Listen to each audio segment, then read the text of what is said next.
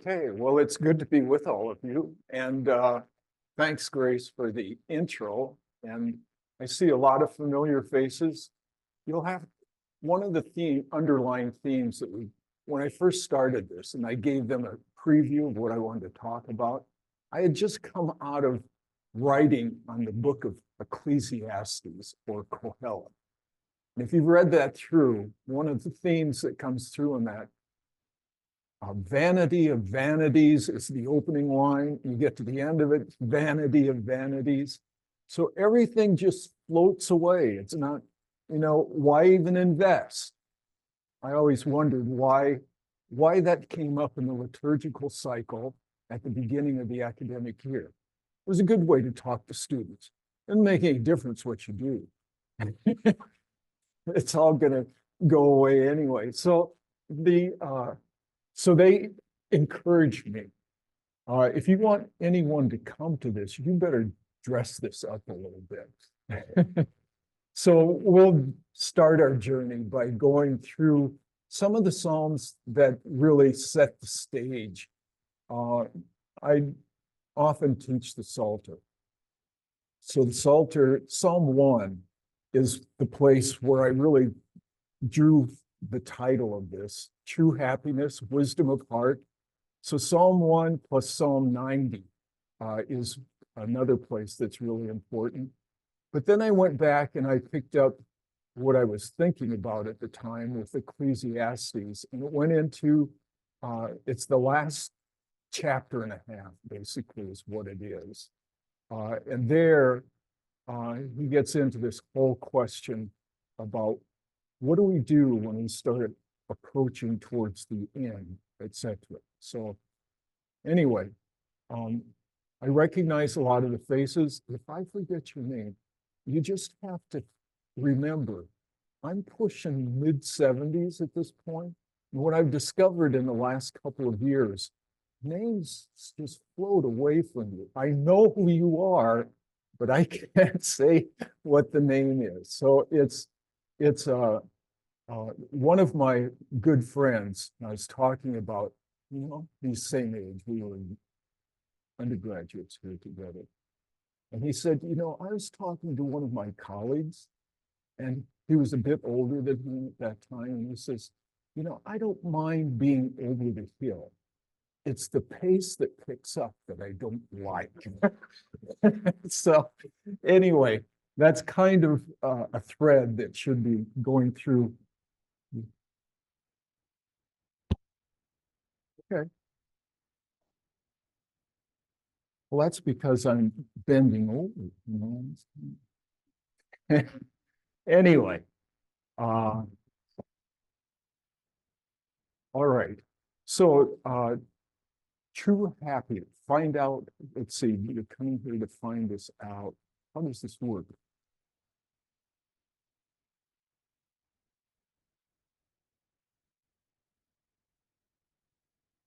Did I do something wrong already?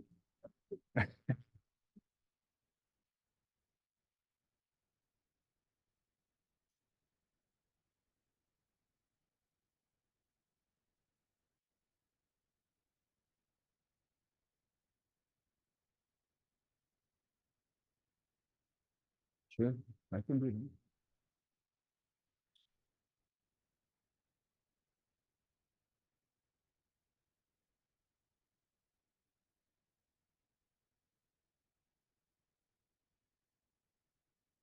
Get that in.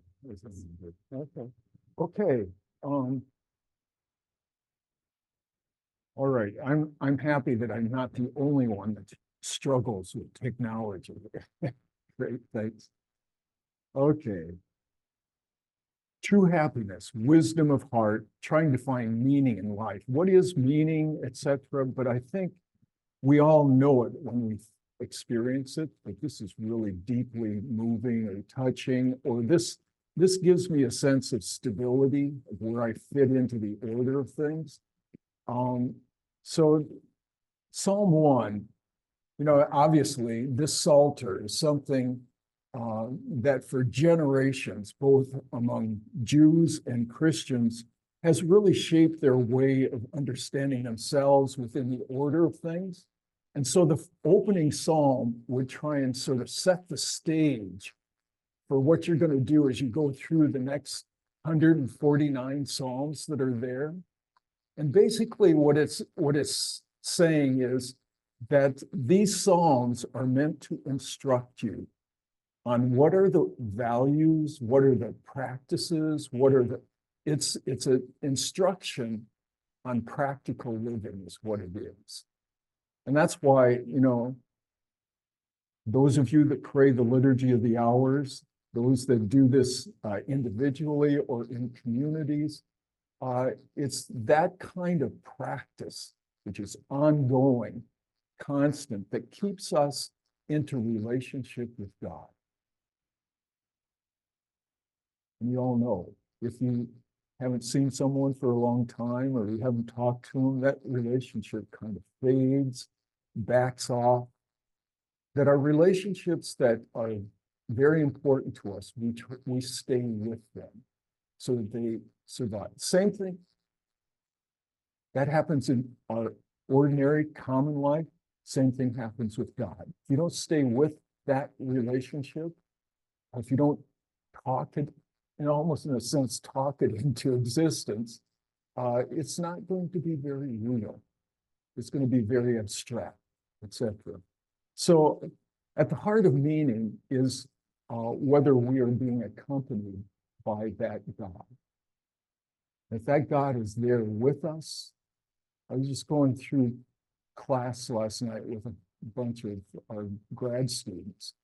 And one of the themes that came out of that was, how do I stay with this God? Because I cannot control this God. It's not something, in terms of being, and the issue was, how do you become holy? And do you become that because you possess it? But the bottom line is God's the one that's holy. Do we possess God? Sorry. Do we come into communion with God so that God somehow comes to expression through us?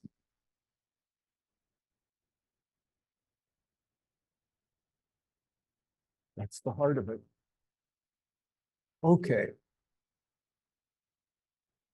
Happy is the one who does not walk in the counsel of the wicked. So what does it mean to be happy? This one goes about it in a way it says, well, you don't do these things, but anything else that's inside those boundaries, you're probably on a pretty good track. So if you don't walk according to what those who are self-centered, trying to get ahead for their own sake, they don't give a hoot about anybody else. If you don't pay attention to what they're saying, you don't stand in the way of sinners, the ones who've gone off track, and you don't sit with the scorners. But notice those bodily movements. Walk, stand, sit. So you stay away from those kinds of people who are really, they're not very happy. They're sort of negative about life. And the only way they can go forward is to continue to draw others anyway. But rather, the law of the Lord is that, and the law here, basically it is translated, the Hebrew word behind it is Torah, but you could translate this thing as the instruction, the teaching of the Lord is that one's joy. And I tried to use inclusive language here. It would have been his, so I tried to get around that a little bit. But anyway, rather, the law of the Lord is that one's joy. And on God's law, his law, that one meditates, you meditate on this day and night. How do you do that? How do you do it day and night? You get the point, is that it's got to be something that's really continuous for you. And you stay with that. And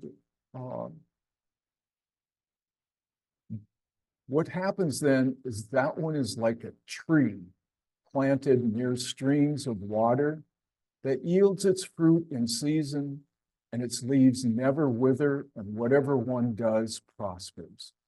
So it's this kind of life, being alive, and it's pretty continual. It doesn't fade away.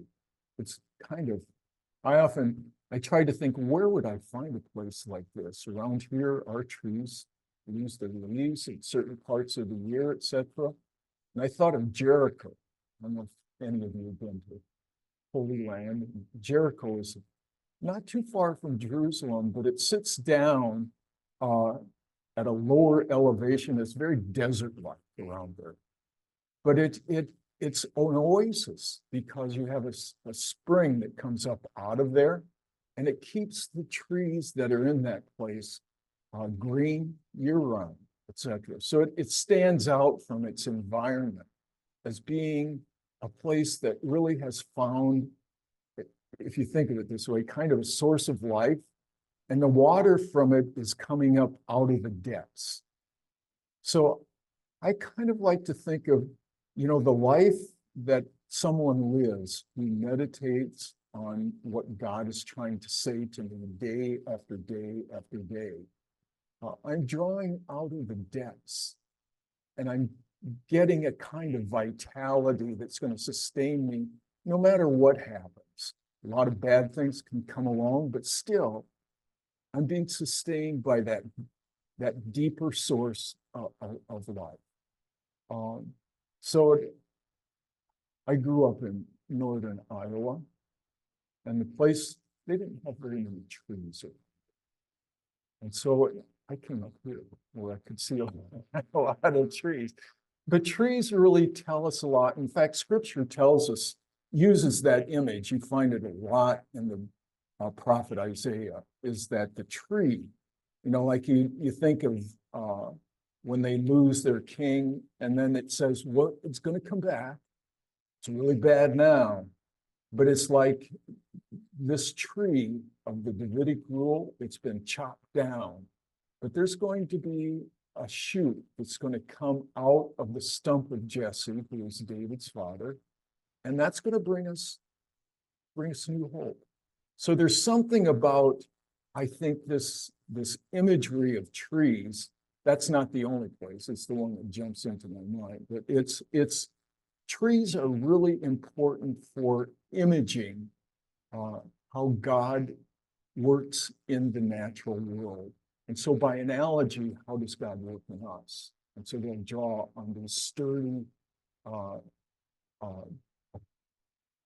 parts of nature, which are trees that are there. So if you want to be like this tree and sustain that kind of livelihood and that kind of vitality, it's important that you meditate upon the teaching of the law, of God's teaching. Where are you going to find that? Well, I think what this book of the Bible is saying, you get it as you go through all of these psalms that flower. And those psalms, where were they created? Some of them came out of households. Some of them came from probably from the temple. But for the most part, to see them as coming out of the moments that people were joyful, were in crisis, had come back and said, God, there's something brand new that's happened here after I went through this darkness. And there's that kind of newness is not to be underestimated. In fact, there are a number of scholars that look at this and they will say, that coming up out of the depths like that is where we really encounter God. So if you want to think about going into the depths as dying and coming back up out of them as rising, that to pay attention to that rising that's coming out of there may give us an experience of who God is. Who is this God? So I think that uh, that question of newness is something that we need to, it gives us hope. And to live in hope, you can really, you can go through a lot of things that seem really awful, but you have hope. You have hope.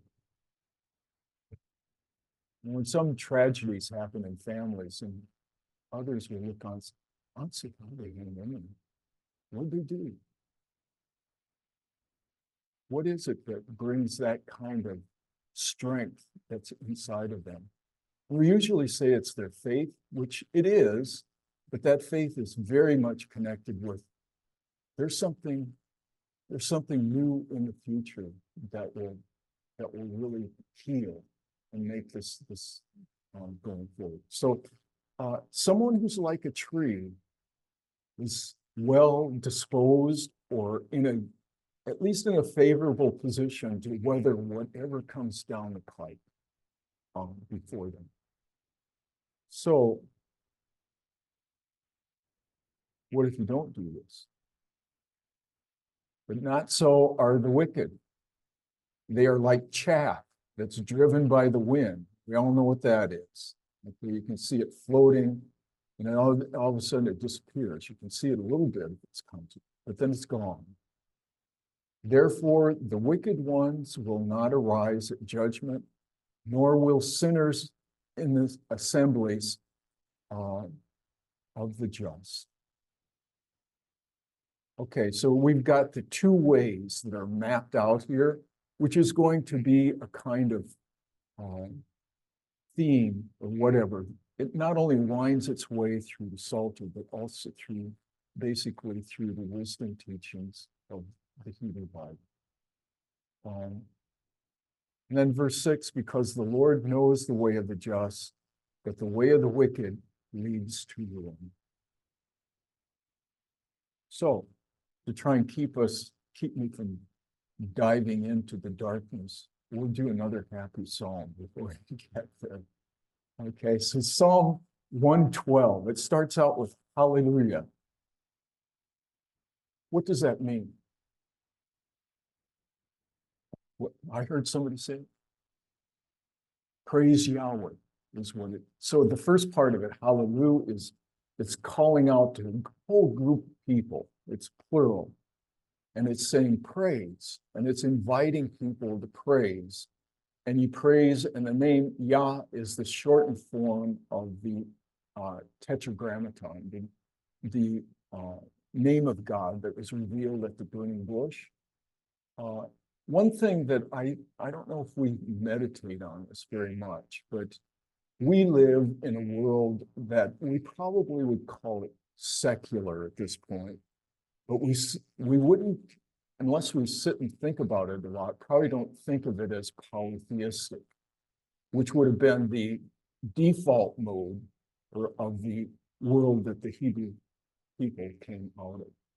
And so if you have a lot of gods, you got a God for health, you've got a God for safety, you've got a God for food, etc. Those gods need to be named. You have to know who they are. Now, maybe by analogy, what we could do is Catholics, when you lose something, do you call on God? Okay, so we have it come back to us in terms of all the saints. So we're thinking of them primarily as intercessors, but in that Hebrew world, they were gods. And there was an organization probably in a lot of those other religions around them where they had a hierarchy, so it wasn't they're all equal. But nevertheless, they had a lot of freedom. So you might have this God fighting against that God, and that conflict that happens in the invisible world, if one wins or strikes the other one pretty severely, the impact of that does not just stay with those invisible forces, but it actually filters down and it has some kind of off-scouring or whatever. You get a lot of the consequences of that in So that was the way that the people around them would have explained why these bad things are happening, and oftentimes bad things happening to good people. It was because the gods were at war with one another, and that has an impact on us. So when we wrestle around with why do bad things happen to good people, we usually take that back to God. Because we think the God that we're worshiping is sovereign, which means that, and this may, for all of you who are scientists who are interested, this sounds like heresy, but nothing really happens by chance. I think scientists would disagree with that. But chance is something that's real out there, but for the Hebrew world, when it gets right down to the bottom of things, God's in charge. God knows what's going to happen. And if bad things happen to good people, then why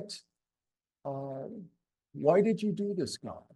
And I think one striking example of this is when we think of the Holocaust, and if you're within the Jewish community, how do you make sense out of that? Is this a God that you would stay with? And that really well-known writer, Elie Wiesel, he's pictured often as being out there. God, where were you when all of this was going on? Why did you stay silent? Why didn't you intervene? And that kind of shaking the fist at God is a really important way of staying with God. It is an act of faithfulness, although it seems like you're not behaving yourself very well.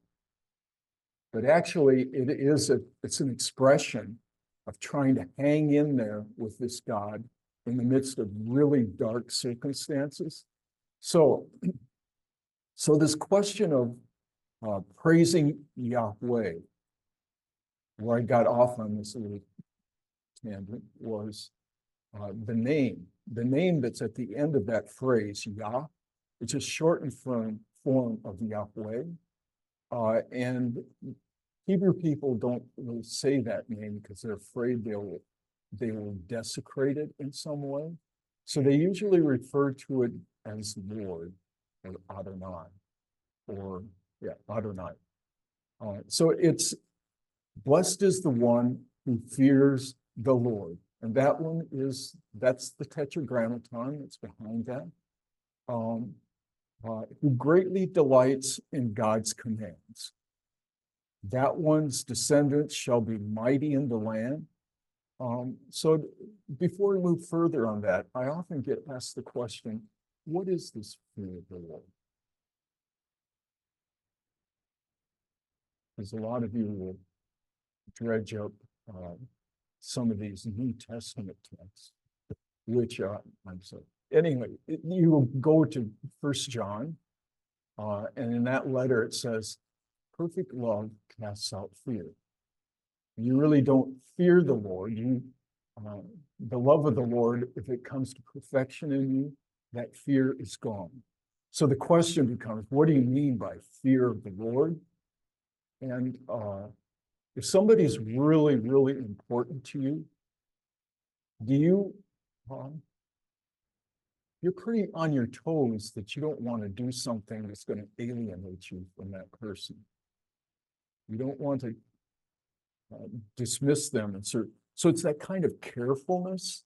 And I'm afraid I don't want to mess this thing up in that sense, even though you probably count on the fact that person is very forgiving, etc. But you want to be careful. This is very significant.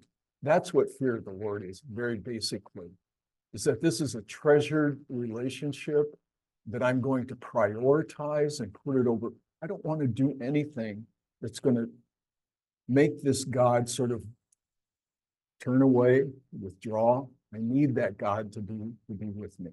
So blessed is the one who has that attitude and then greatly delights in God's commands.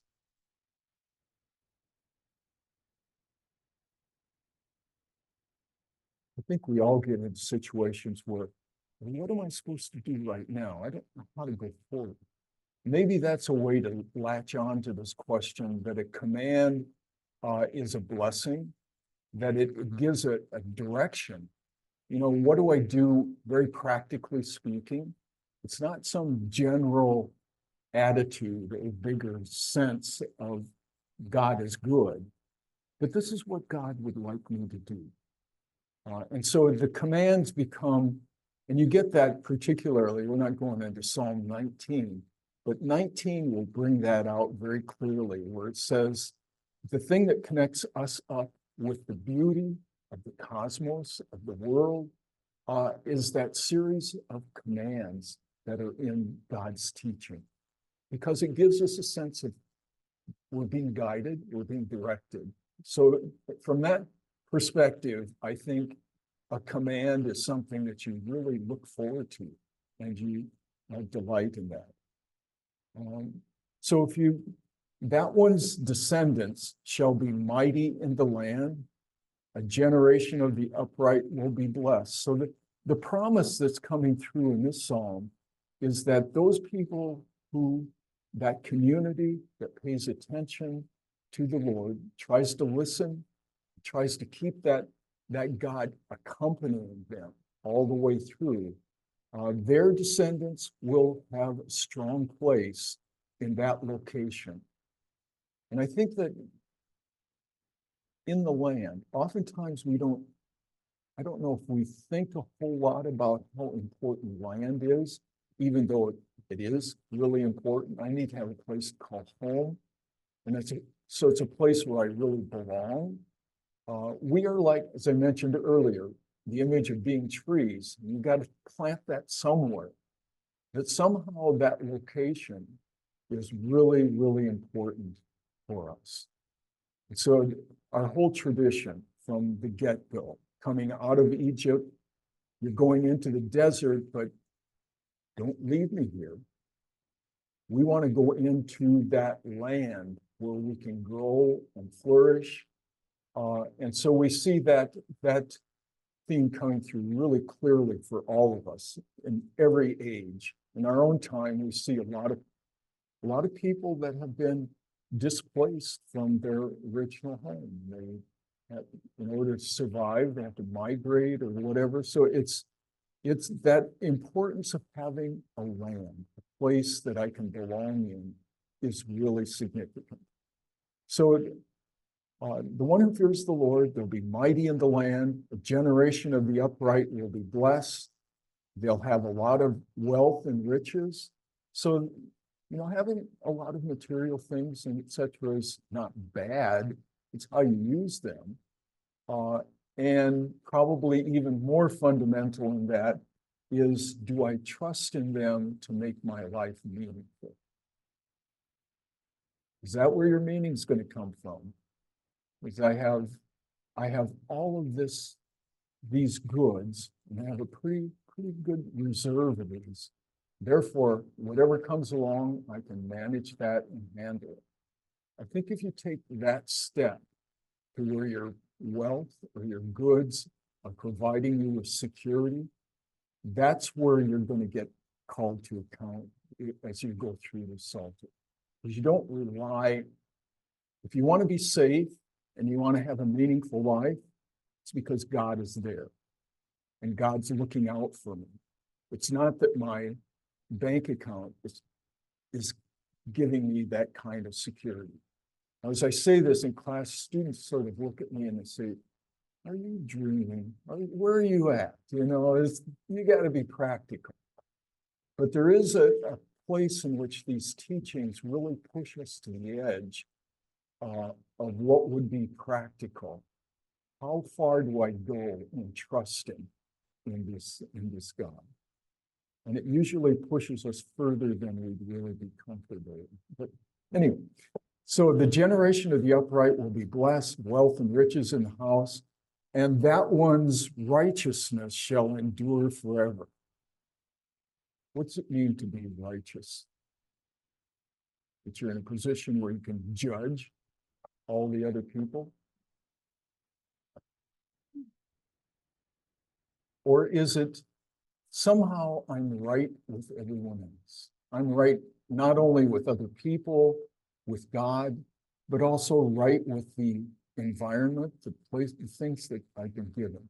So that one's righteousness will endure forever. Light shines through the darkness for the upright. God is gracious, compassionate, and righteous. And then this is the part that I think really is amazing, is that I'm not doing this because we like to have you as friends at school and be generous or whatever, but it's good for the one who is gracious and lending. I have a young sister who, for some reason or other, when she gets an extra $1 in her possession, she hands it on to someone else. I tell her all the time, if I had to give an example of someone who's generous, you're the first one that jumps to mind for me. My mother used to tell her, you've got to be careful. You've got to plan a little bit further ahead. You get a little bit, you give it all away. What are you doing? But somehow that apparently is where she responds to this exhortation, that it is good for one who is gracious in lending and then who conducts affairs with justice. The justice kind of balances it out in that regard. But okay, so for the one who is like this, who's gracious, compassionate, righteous, looks out for those around them, this one will never be shaken. The righteous shall be remembered forever.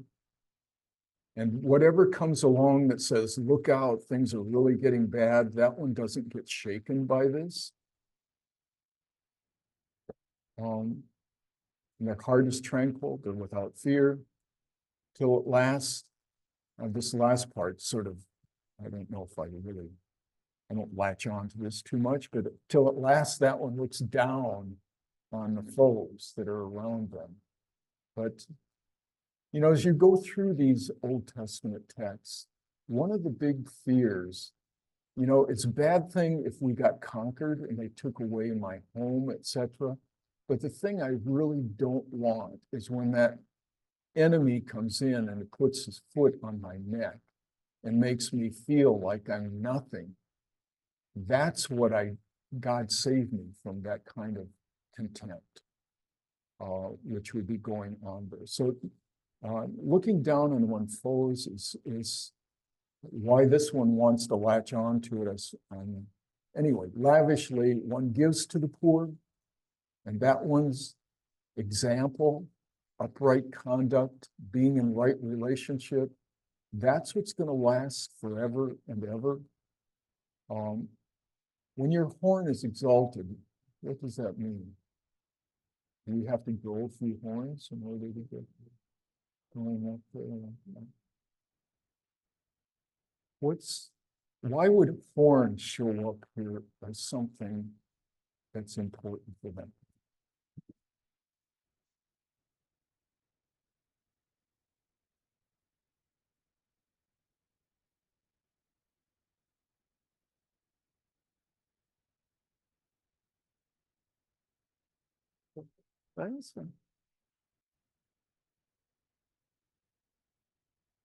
When you think of animals that have horns, we probably think maybe around here, at least elk or something, that might be an example. Deer probably do, but I don't know. But if you're on the farm, maybe you've got a bull or something that has a horn. It points to their strength, is what it's doing. Therefore, your strength will be lifted up and it will be honored in the process. Okay, so those are the happy psalms at the beginning. I sort of brought out at least some of the dark sides of them, but anyway. Ecclesiastes, and you'll notice here, it is a book that has 12 chapters in it. So from the very get-go, verse 2 of chapter 1, vanity of vanities, all is vanity. You get to the end, there's one more little verse after, part of the verse after 12:8, but then it comes back again. Vanity of vanities, all is vanity. So it's kind of like you put these two bookends, and everything that goes in between is trying to wrestle around with that. What is it that endures? What's worth investing in? Where should I put my energies, etc.?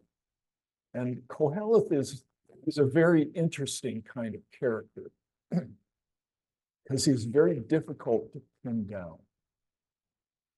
And some will call him a pessimist, and others will call him an optimist. So where does this come through in the midst of this? And that's this word hevel is very it's really debated. It's translated here as vanity, but it could, another scholar who's really quite good, he thinks it's absurd. And that absurdity of absurdities, all is absurd. So it doesn't, there's no way of making sense out of this. Another one will translate it as it's everything that's passing. And the basic word hevel, it's very close to the word for breath. And so maybe if you think about when you go out and it's about 20 below around here and you see your breath or whatever, that kind of reality may be a way to image what hevel is. So hevel is like that, but it doesn't, that breath that goes out there and you see it, but it doesn't last. It goes away really quickly. And vapor is probably very close to that. So when I say at the bottom of this slide, I talk about antinomies, enjoyment of life, and fear of the Lord. If you just see that word, antinomy, probably something you use all the time. That's right in your vocabulary. But it really is, you recognize the word anti, so you know it's against something. And then the last part of it comes from nomos, which is the Greek word for law or regularity or something of that sort. So it's really against something that would be really regular. And it's not only that it is for a little time, but as far as we can see, you're not going to be able to solve this. Those two things are going to be they're going to be against one another in that sense. So the antinomies. So you get Koheleth and you say, at certain places, he will say, you ought to really live in the present. You've got a lot of good things. Don't let them go because you're worrying about what's going to come down the road next week after. Those things they're going to rob you of what you've got right now. So he gives that advice. He says, really enjoy the present. Live it to the fullest. Do whatever, however that comes to you. But then he puts in there as a sort of counterbalance to that is the fear of the Lord. He said it's not a free-for-all. You can't just go without limit, but somehow that pulls you back. And that's really, in a very general sense, that's where Koheleth comes down on finding meaning in life. He's not saying that I don't think, it depends. And there again, he's very difficult to pin down. You get him here and he floats away on you. That's why they talk about him as there's a certain vapors. It gets away from you. You can't pin him down that much. So what he's doing is he's taking his place between these two poles. Enjoy life, enjoy it to the fullest, but that's going to come up empty also. So don't. Anyway, then where do you go? But it's interesting to deal with because those that regard him as somehow pretty solid, they say, I like people that are upbeat and hopeful, but I also want them to have their feet on the ground. I don't want them being completely off the wall, telling me to do this or that. So Koheleth is a realist, but at the same time, one who kind of despairs of life, you might say. But then you say, well, you're despairing, but then it comes back and he says at the very end, but fear the Lord. Well, why should I do that if it's all going to go away anyhow? So very difficult to pin down, which I think is good for thinking. Falling and getting up. How can a major setback lead us to rethink our ways and make adjustments that lead to a fuller life? So things that come along that really knock us down, are they necessarily bad? Totally bad? Or isn't it the question of how I get back up and go forward with this? You ever watch play basketball? You're interested in that?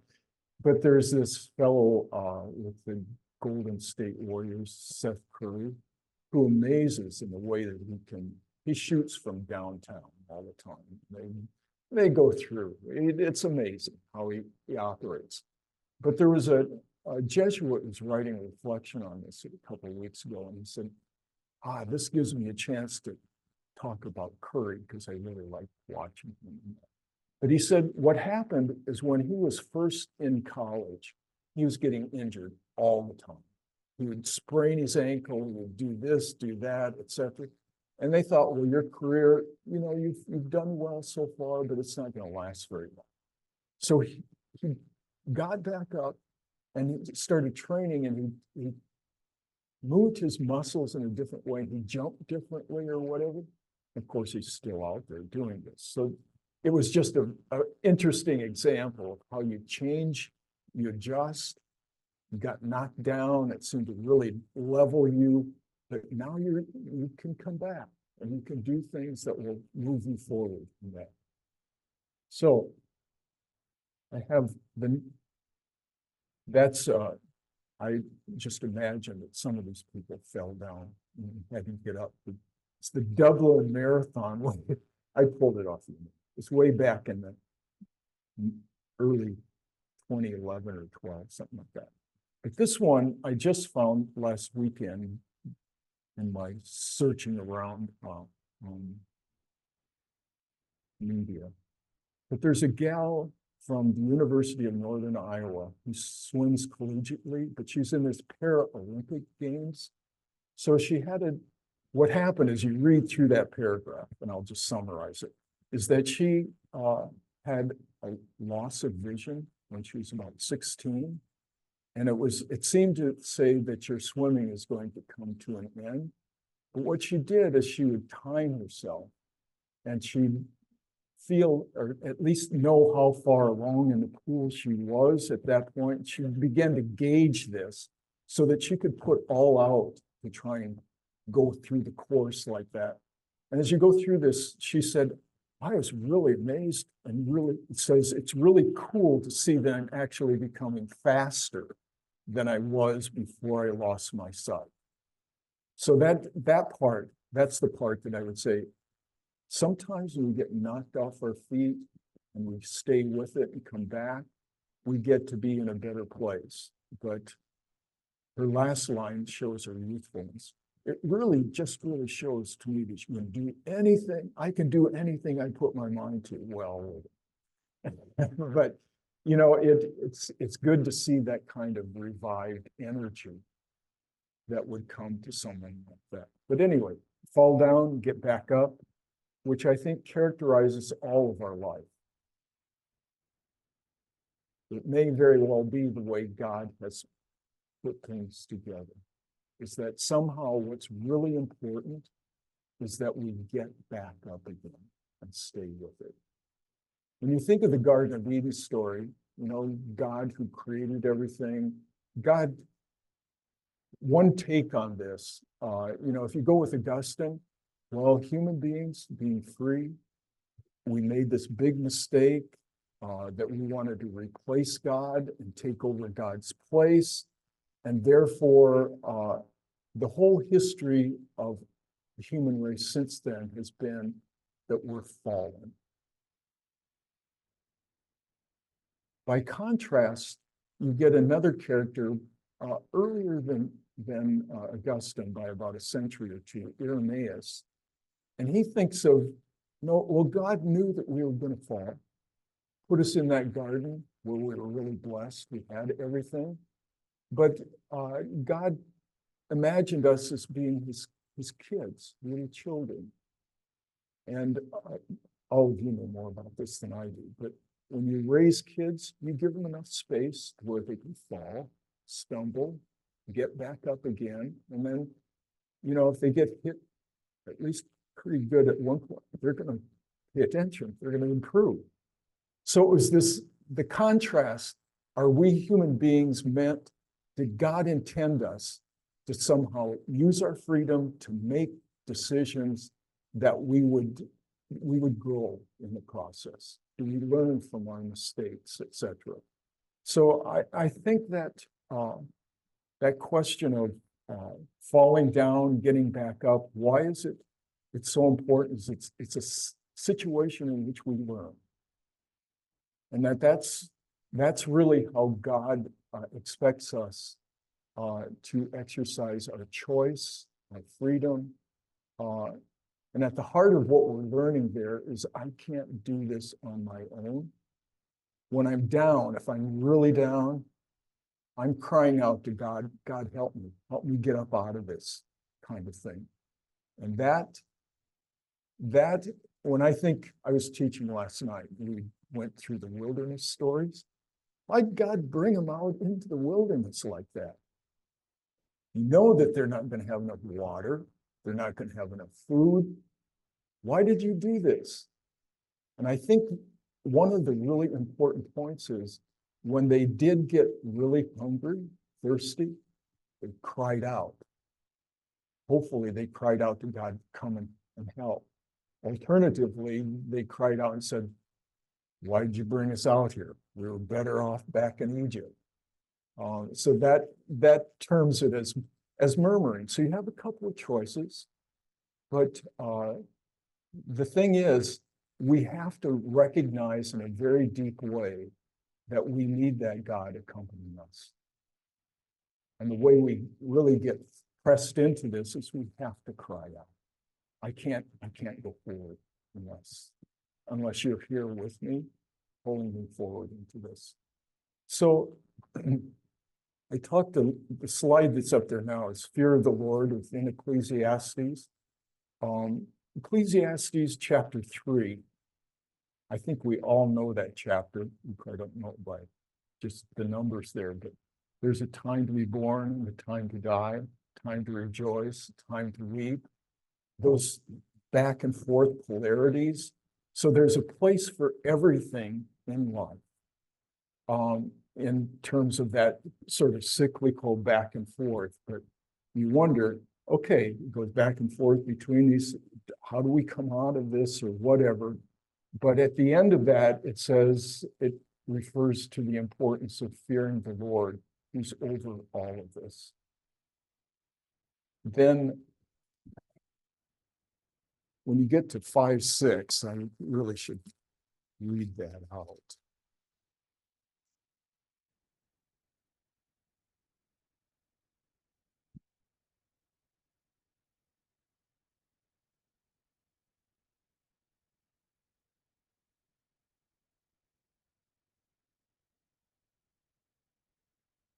Okay, he goes through making vows. When you make a vow to God, don't delay in carrying it out, fulfilling it. For God has no pleasure in fools. Fulfill what you have vowed. It's better not to make a vow than to make it and not fulfill it.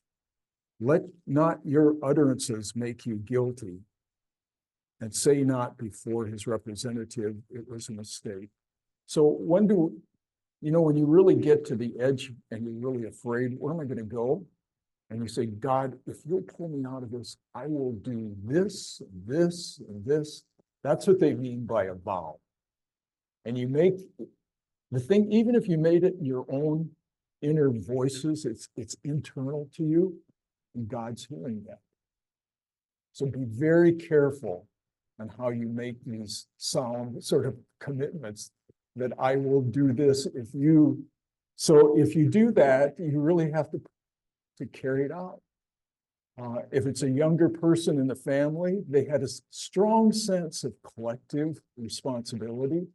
So if someone in the family made that kind of vow, I would do this, that, and the father of the family, who's sort of in charge of all the material goods, etc., if he hears about that and he doesn't act on that to fulfill it out, then the whole household is going to be culpable. They're going to have to pay up in the process, which is kind of, in our day and age, we have people, you know, we make vows, solemn statements, whether it's going into a religious community, whether it's making vows in a committed relationship.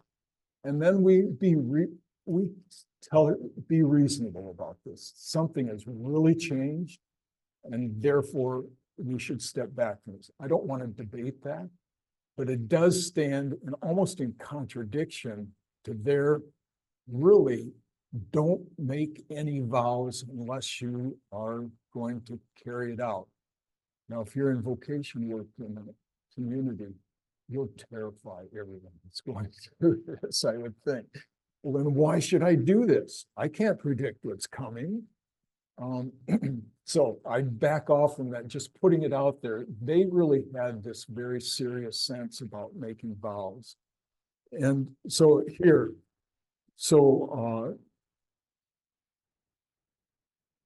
let not your utterances make you guilty, and say not before God's representative, it was a mistake.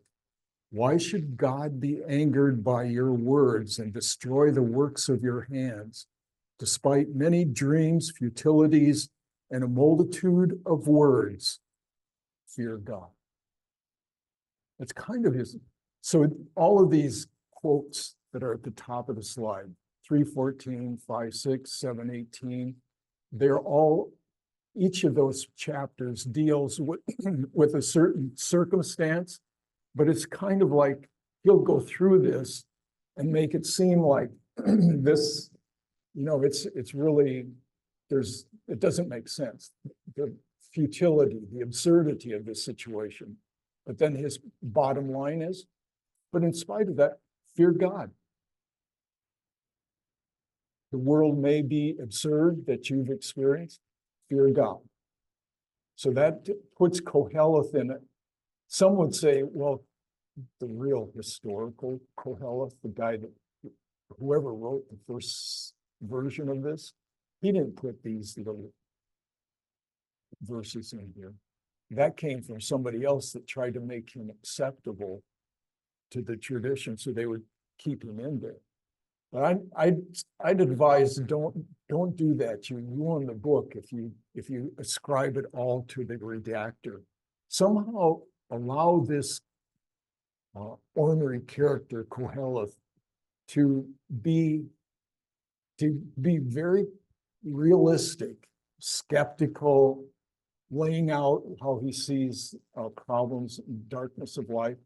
But then on the other hand, he's the guy that says, but stay with it, stay in there, don't abandon God in the process. And that leaves each of us to sort of wrestle around with you know, how do I manage that? So as you go through that, so we did 5:6 there, 7:18.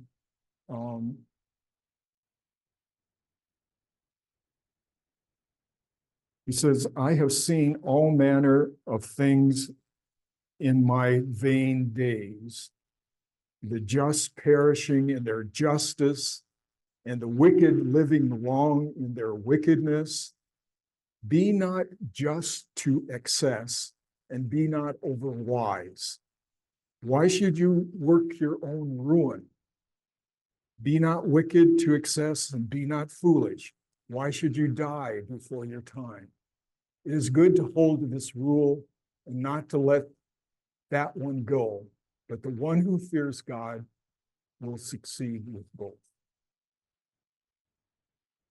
I think when I read that, those things, don't be too good, don't be too committed. What he's trying to say is that we can't control a lot of things.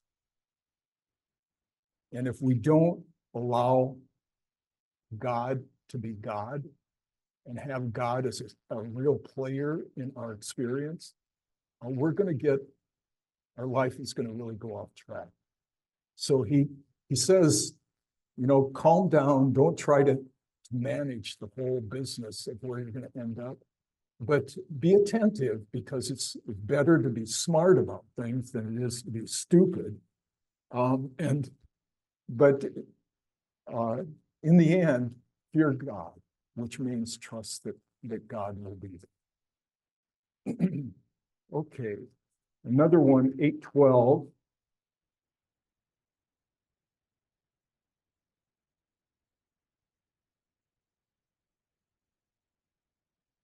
Meanwhile, I saw the wicked buried.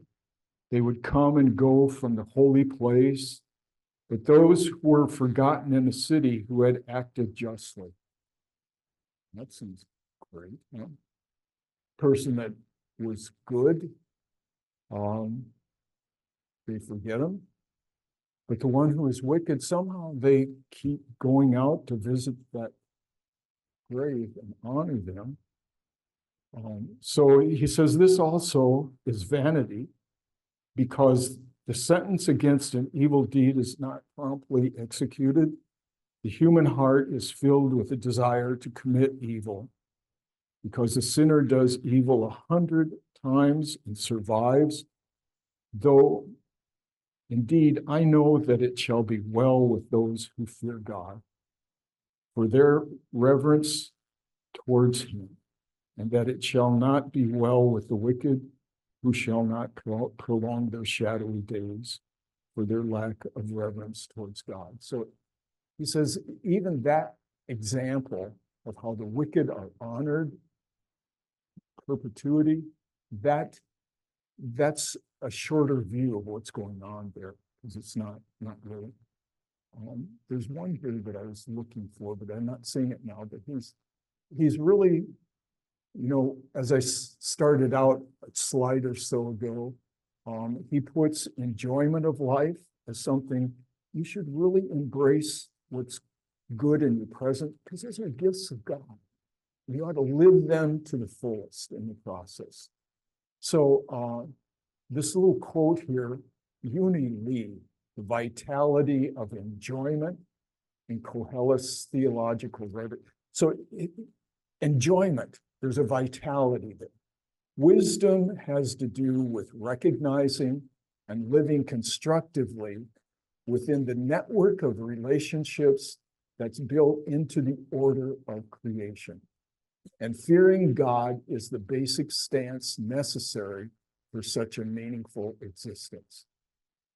In other words, fearing God means you understand how human beings, what's their place before God within this order of creation.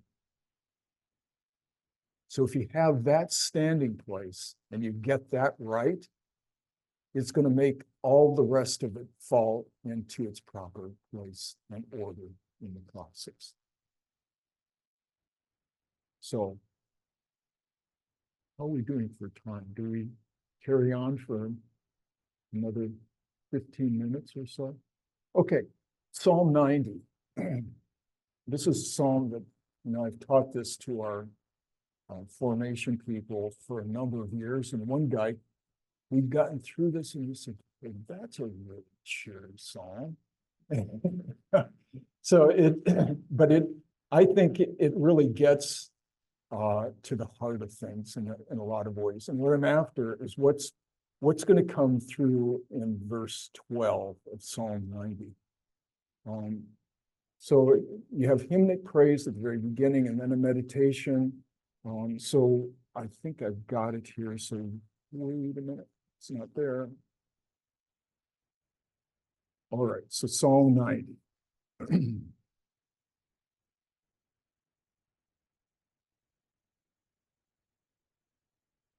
You've got a Bible, you can follow along with this.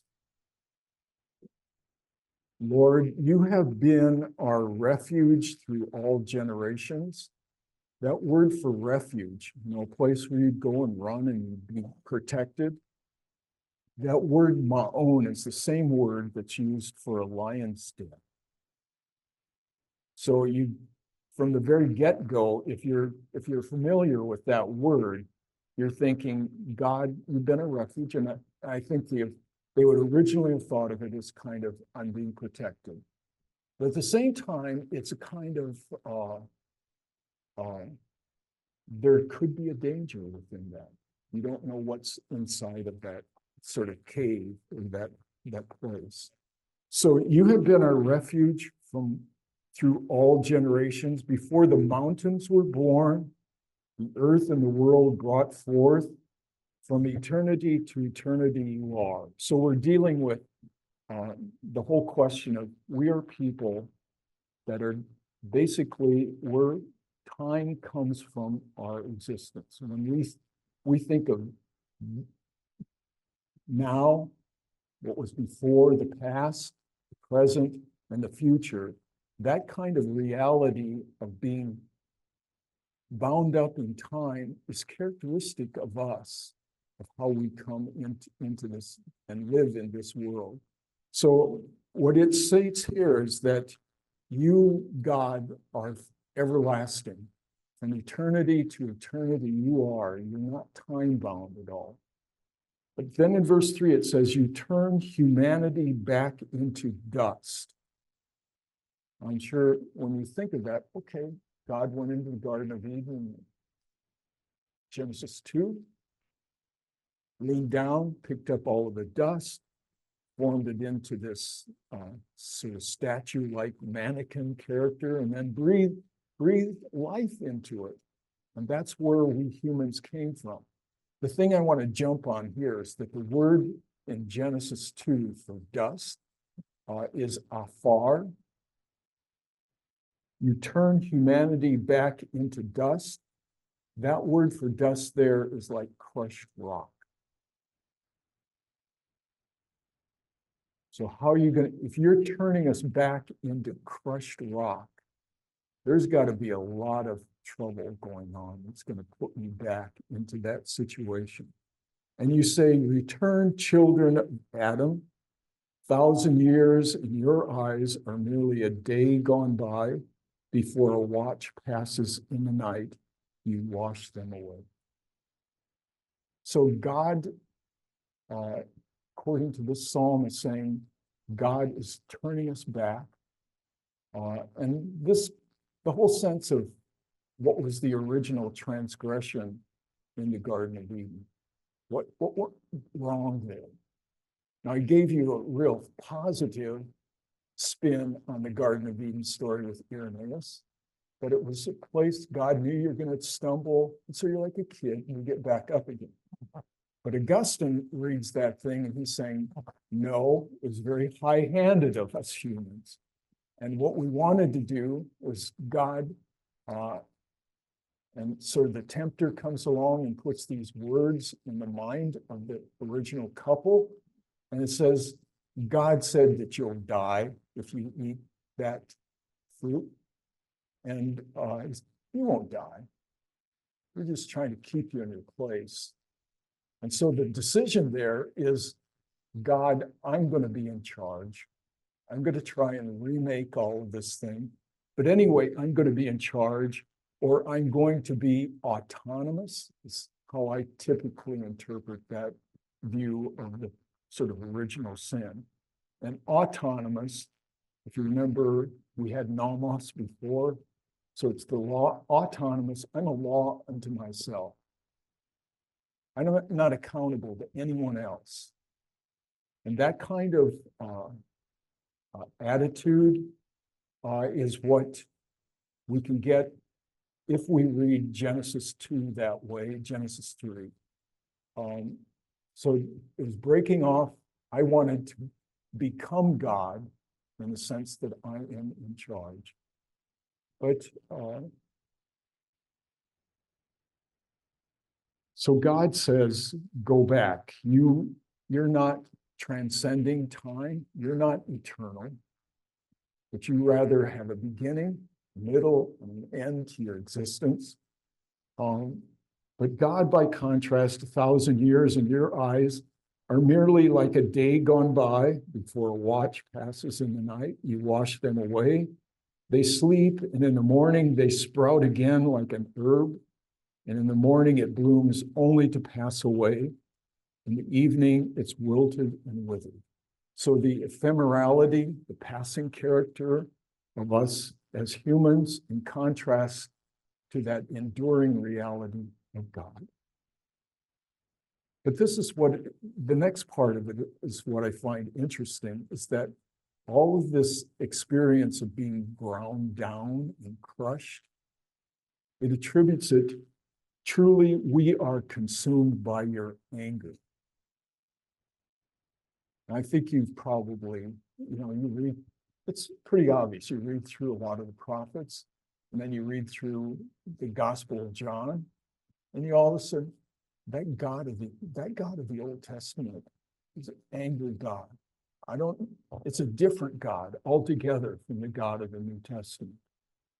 It's a very typical, in fact, it moved a lot of early Christian interpreters like the character Marcion, who fortunately was declared to be out of bounds, like a heretic, because he was saying, okay, we're in this new era, we've been baptized into Christ, therefore we're going to take the Hebrew Bible, the Old Testament, we're going to throw it away, we're going to keep only a few of the New Testament writings, we'll cut down a lot of the Gospels to where we take a truncated version also.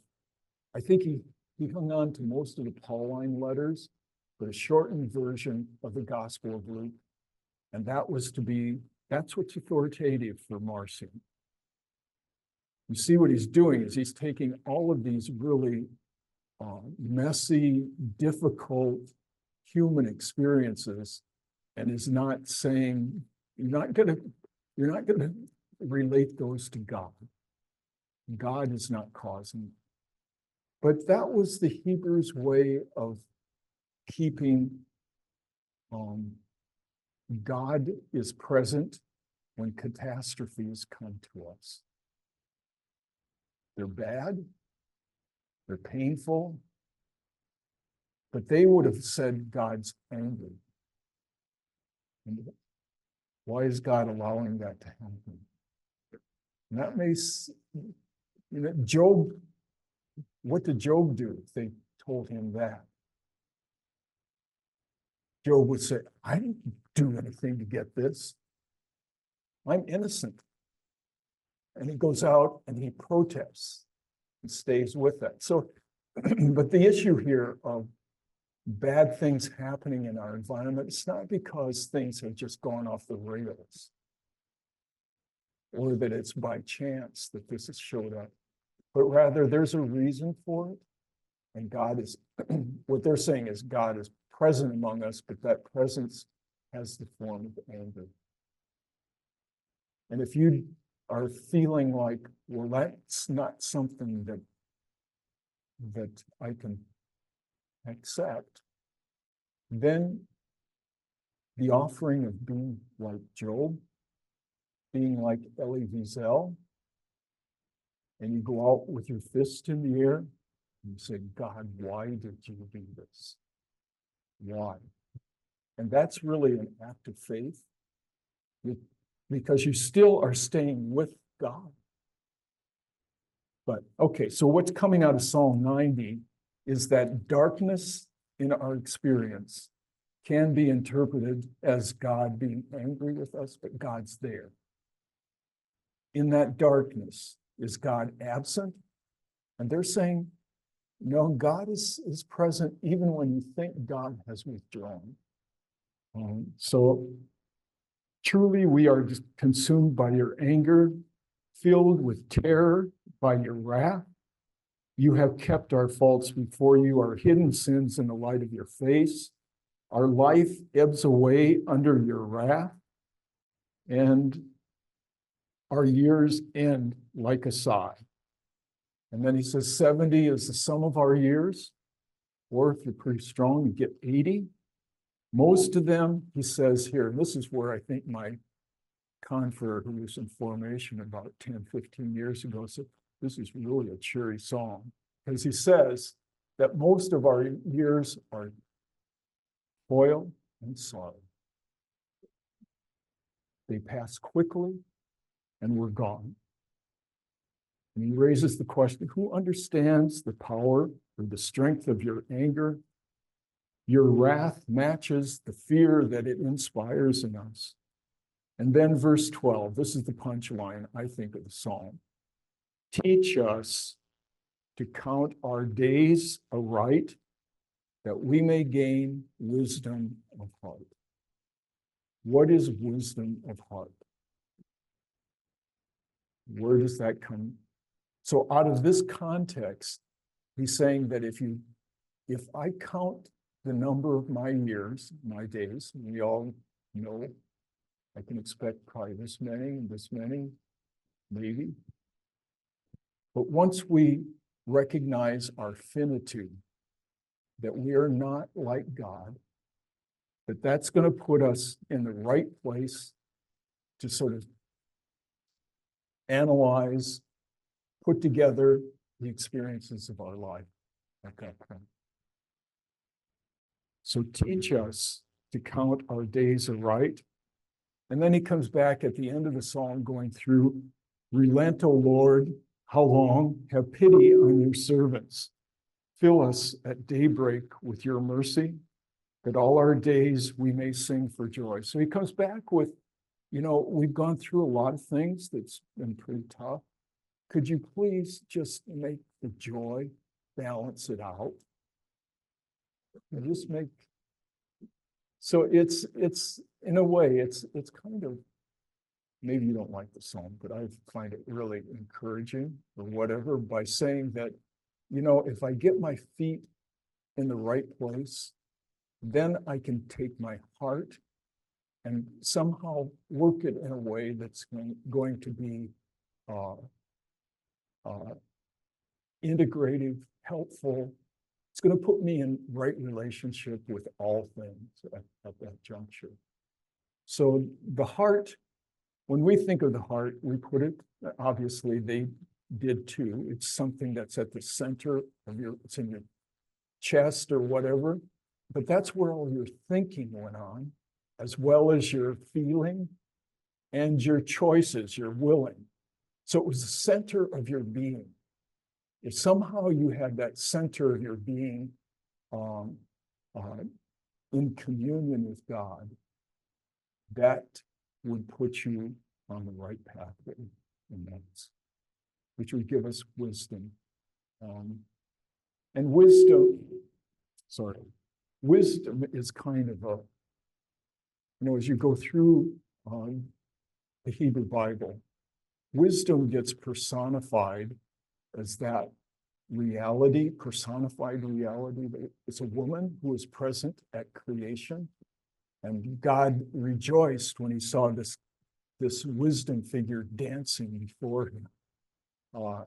And so the question of pursuing wisdom is to have this, let's say, personified reality that you develop a long-standing relationship with. And hopefully that kind of presence will then bring the parts of your life together in a coherent way.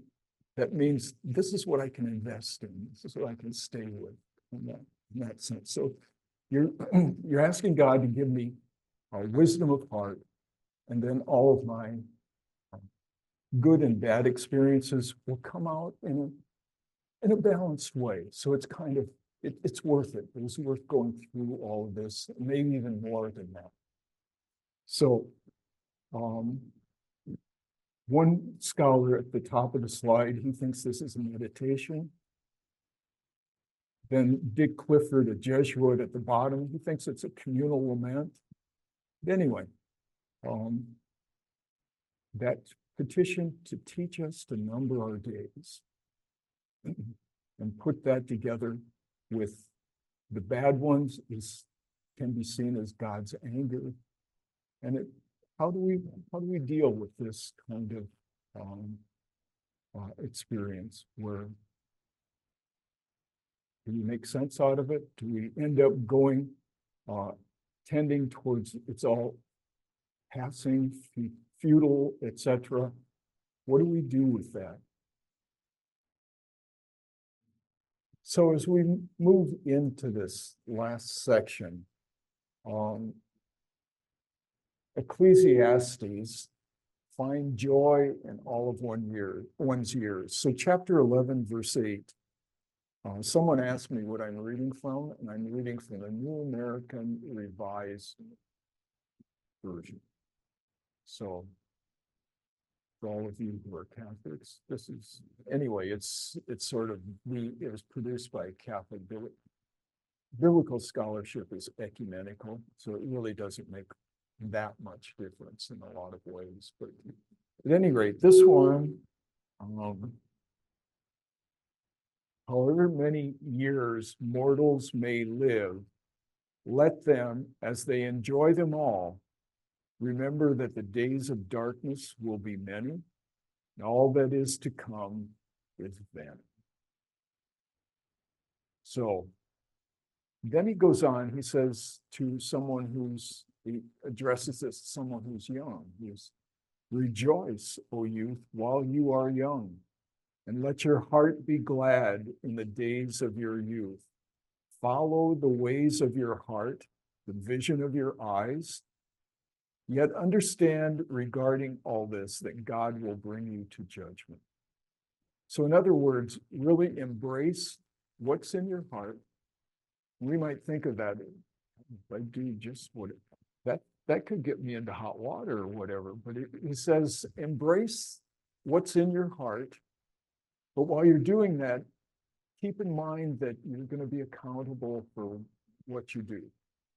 But there's something about that embracing the present, which I think human beings have a lot of difficulty doing. We shortchange it. We worry about, like, where am I going to be this afternoon? How am I going to get this accomplished? How am I going to do this? Most of us would probably describe, a lot of people that are retired, after they retire for a couple of years, they'll come back and they'll say, I'm busier now than I was when I was working. Why is that? Do you have to? Well, you're choosing things you want to do, I guess. But nevertheless, we end up in trying to respond to all of those things. You're sort of thinking about what's coming next, and you lose that present. And so it becomes a real, how do I live fully in the present? What it's trying to say is that your life, your very life, and all that is before you is a gift.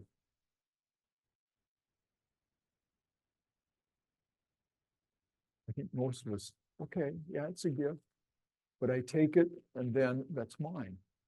And then we sort of build from there or whatever. But being able to treat it as something that's given and that I can find joy in what's been given to me is a worthwhile thing of meditating on. I'm the worst offender, so I shouldn't even talk about this. But okay, so it's that verse 8 that I read. Remember that all the days of darkness will be many. All that is to come is ephemeral, is absurd, or whatever. However you translate that hevel term, that breath term that we saw at the beginning. So let your heart be glad in the days of your youth. I kind of like that little picture. That's stages of life. Embrace the present. Enjoy your youth before it's too late. It's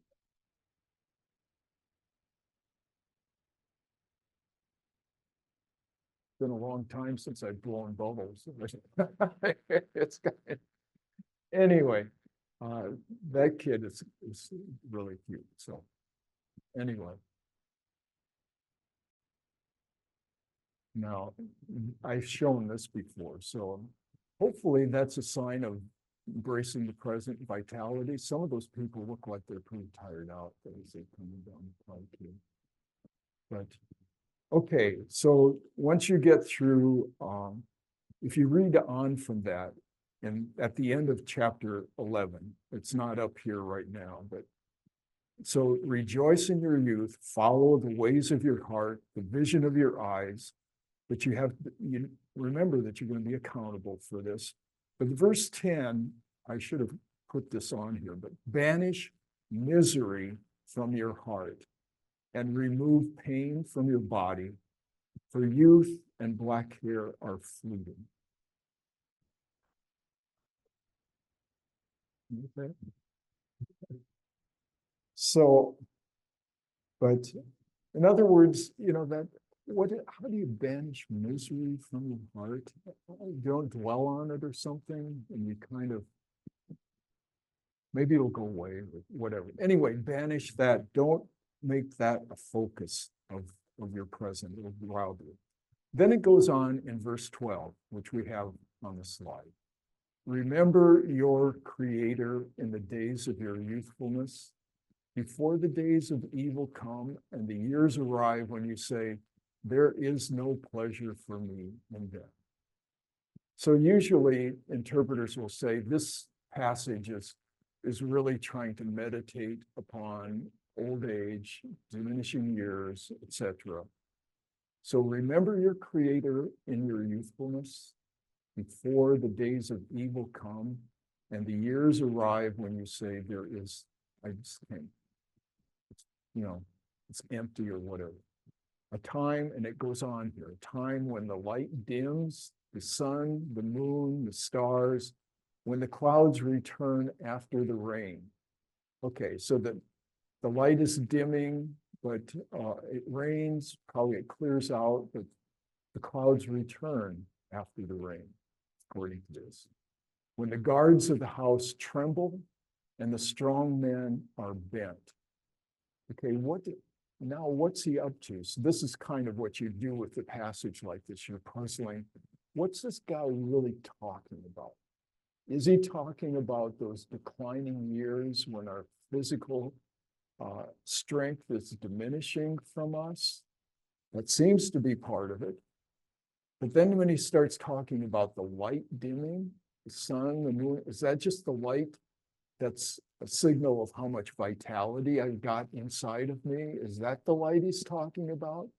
Or is he talking in a bit more, let's say, cosmic terms, that the sun actually, all of those cosmic bodies seem to be growing weak or diminishing? So is he trying to hint at the end time, the final coming? Is that part of what's here? But then in verse 3, it says, when the guards of the house tremble and the strong men are bent. So are we dealing here with the fact Ecclesiastes is written, you don't know exactly, but it was probably in about the 3rd century BC, or it may have been around longer before that. But your cities, one of the things you didn't want to have happen was to have an enemy nation come in and invade your land, take over your city, and all the atrocities that come when you have this takeover of a city in that situation. So is he talking about this kind of destruction of the city that he sees around the corner? So the guards of the house tremble, or is it? What they do? The end is coming.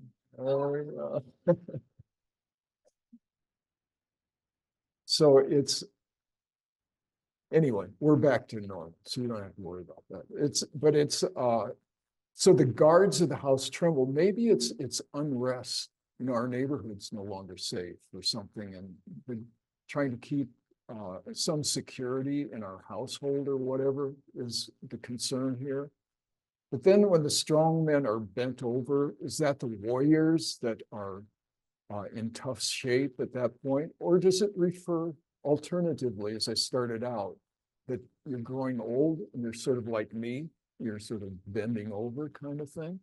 Is that what's happening in that kind of situation?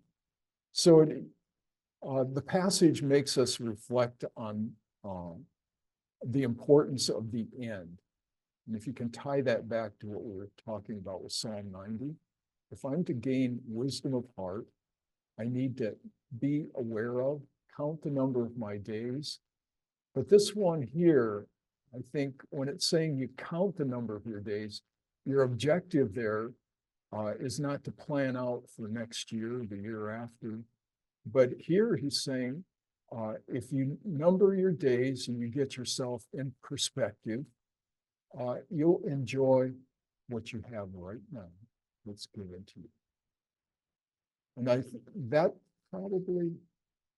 that's a really worthy goal, I would think. How do I embrace all that I've been given and things that God continues to hand on and give to me, rather than, and I feel vulnerable. I don't know where I'm going to go with the next, and worry about that. So you lose the present totally in the process. So how can I live fully in that?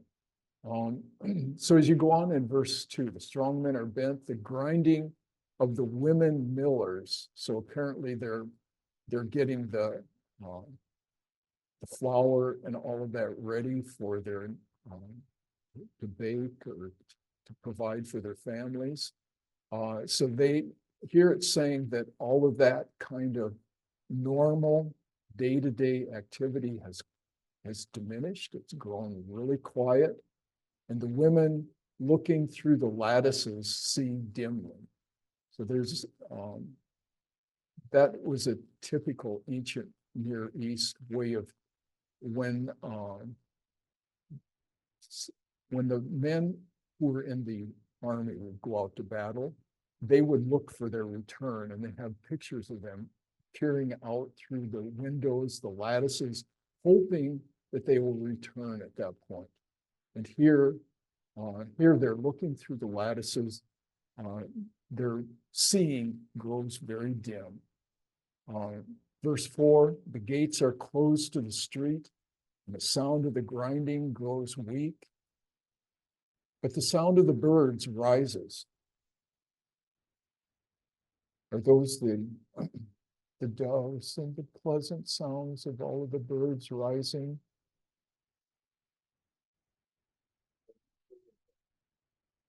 Very, exactly. So I think what it's trying to suggest is, I look out my window. Around here, we have these things called turkey buzzards. That's all I know. And they got enough stuff on the ground that they see that they can come in and they're fed by this. But there are times of day when there are tons of them circling overhead. They like to perch on the top of the Abbey Church on the edge. So it's anyway, that kind of bird, whatever it is, buzzard, vulture, whatever, looking for food or whatever. So what are they going to eat? Yeah, I think you get destroyed, and that's the way. If you're a real enemy, you wanted to really dishonor the people, you kill them all off and let them sit there. Let the carrion animals come in and pick their bones clean and all of that. Anyway, so it suggests, these are all images. It's not saying that exactly, but it is suggesting this kind of possibility that what he's worried about here is our city is going to be taken over. A whole way of life is going to come to an end. And so the gates are closed to the street. The sound of the grinding grows weak. The sound of the birds rises, and all the daughters of the psalm are subdued. So those are the more pleasant ones that you're hoping. You can hear the birds singing, etc. That can be very wonderful, but they're going to be subdued. They are afraid, verse 5, they're afraid of the heights, and there are terrors on the road. Okay, so the situation, we're being invaded, it's not safe, etc. And then it goes on to these very images, which perhaps it makes us, it triggers something in us. Why are they using all this imagery here at the end of this? He's trying to connect, I think, with people with a wide range of experiences that they're bringing to this situation, and maybe it'll trigger a connection with you. But the almond blossoms. Do we have almond trees around here? We do. Okay, good. But that little picture that's up next, I think, is the almond tree. At least it's one version of them. But the blossoms are wonderful. But once, I think that blossom doesn't last very long. So it's indicating a pretty shortness of time. The almond blossoms, so you know that something, and I think in Palestine, Israel, it blossoms, what, in March, April, or something of that sort. At any rate, the almond blossoms, the locust grows fat, which apparently that's another sign of the kind of end. The caperberry, which was supposed to be a stimulant for sexual desire or whatever, but the caperberry, that fruit or whatever bears, it's coming forth, but the desire fails. So it's not effective or whatever. And then he sums this up because and it says in there, Adam, which means the human being, the man, is going to his everlasting home, and the mourners circle around in the street. So it clearly is talking about the death of someone, perhaps in his last years, or maybe it's talking about the death of the city, the end that's coming to the city. So we have that the end is imminent. Death and destruction are on the horizon. So is this the end of one individual life that Koheleth is concentrating on? Or is he concentrating on the destruction of our homeland, our city, etc.? We've all seen these kinds of images of the destruction that's going in Gaza. So this one was on October 9th, 2023. And you have another follow-up to that. A lot of them inspecting that place, their home is gone. And as we know, it turns into this cycle of violence.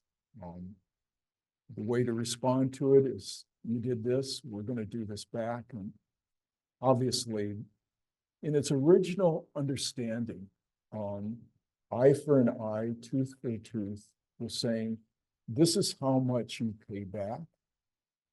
You got this, okay, you're justified in getting that much back. But we know in practice, it never works that way.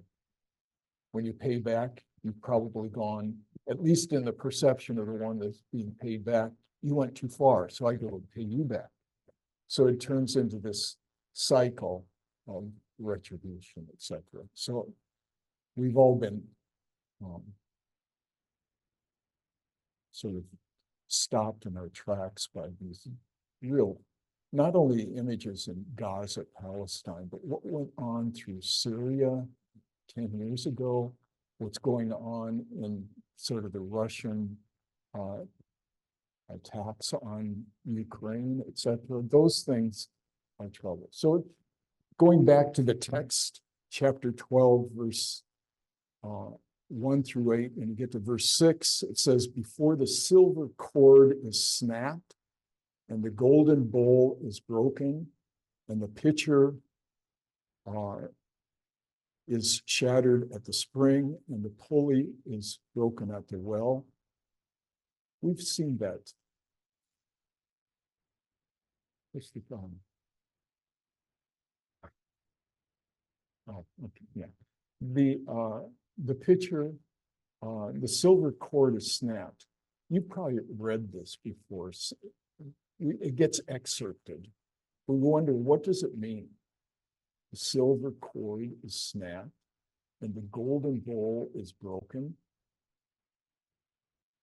You wonder it's obviously it's symbolizing vitality within the place, whether it's an individual life or the life of the community.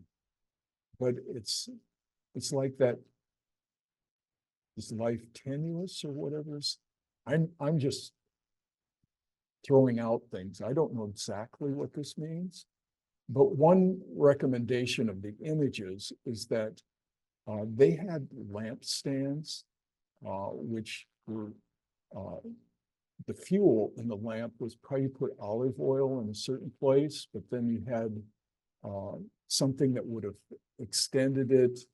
In this case, is there a stand? And up on top, you've got this cord, and then the bowl, you put the oil in it, and that would give light into your room or whatever in the business there. So I think those first two lines, the silver cord is snapped, the golden bowl is broken, somehow that light that you're counting on in your room or in a sanctuary, it's been crushed. It's gone.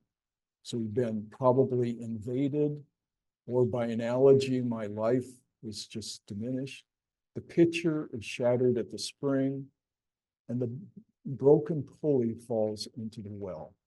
That to me is saying they're talking about invasion of the city, but somehow they've taken it over.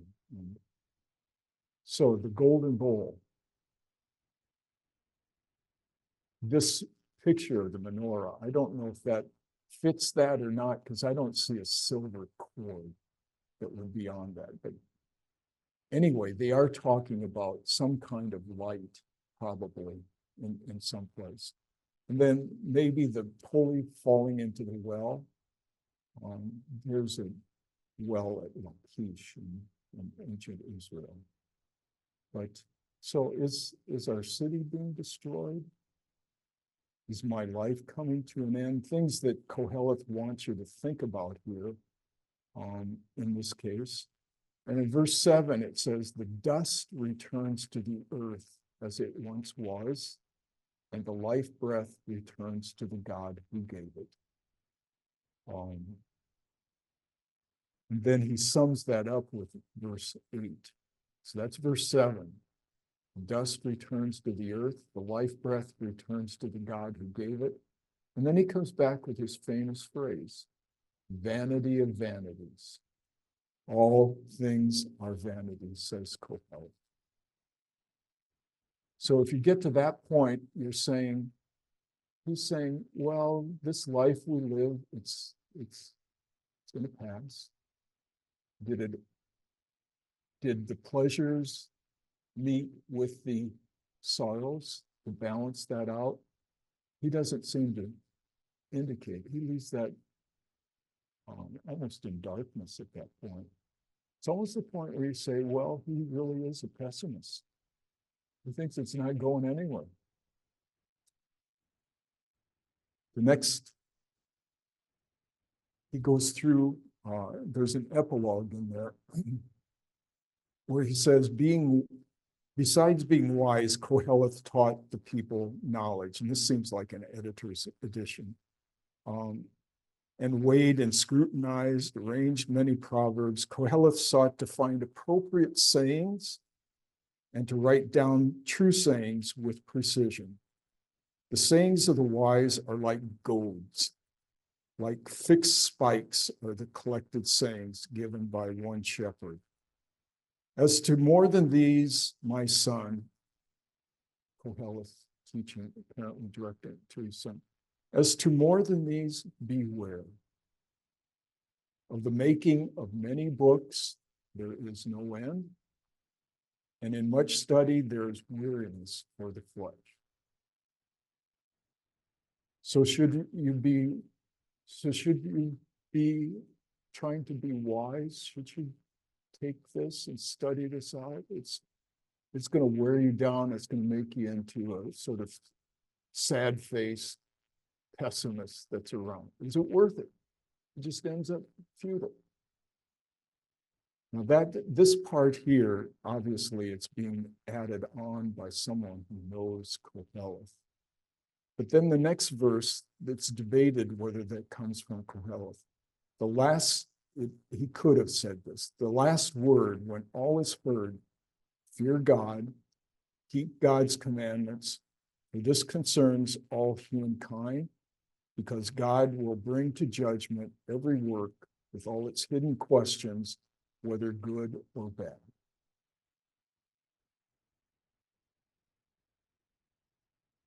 So where does that leave us? Fear God, stay with it. He's told us all along the way, seize the present moment, enjoy it. Enjoy it. Don't go too far, because you probably have to be accountable for that. But certainly embrace all of that. And you get to the end of this, and did all that I went through, the sacrifices I made, did anybody gain anything from it? And this text seems to say, well, it may be that you don't see how it does. But the key thing is to hang in there, trust and fear God, that God is there, and somehow God is present even in darkness, in the midst of that kind of thing. So it, I think the Koheleth one, a lot of people hate this book, but I had students last spring, and there's one fellow, real interesting character, but he says, oh, as he went through this, and it was criticizing certain respected ways of doing it, he was saying, oh, this is delicious. I really like it. He liked to play with all.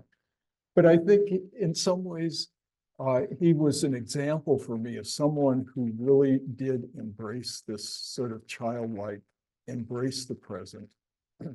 Don't get too caught up in where it's going with all this. In the end, I think it was a more balanced thing that he came up with. But so, meaning in life, is there meaning? And I think gain wisdom of heart. The Psalter is trying to say, how do you become happy? You have a choice whether to be happy or not. I think we do. There are certain key things that we need to. All of life is a gift. And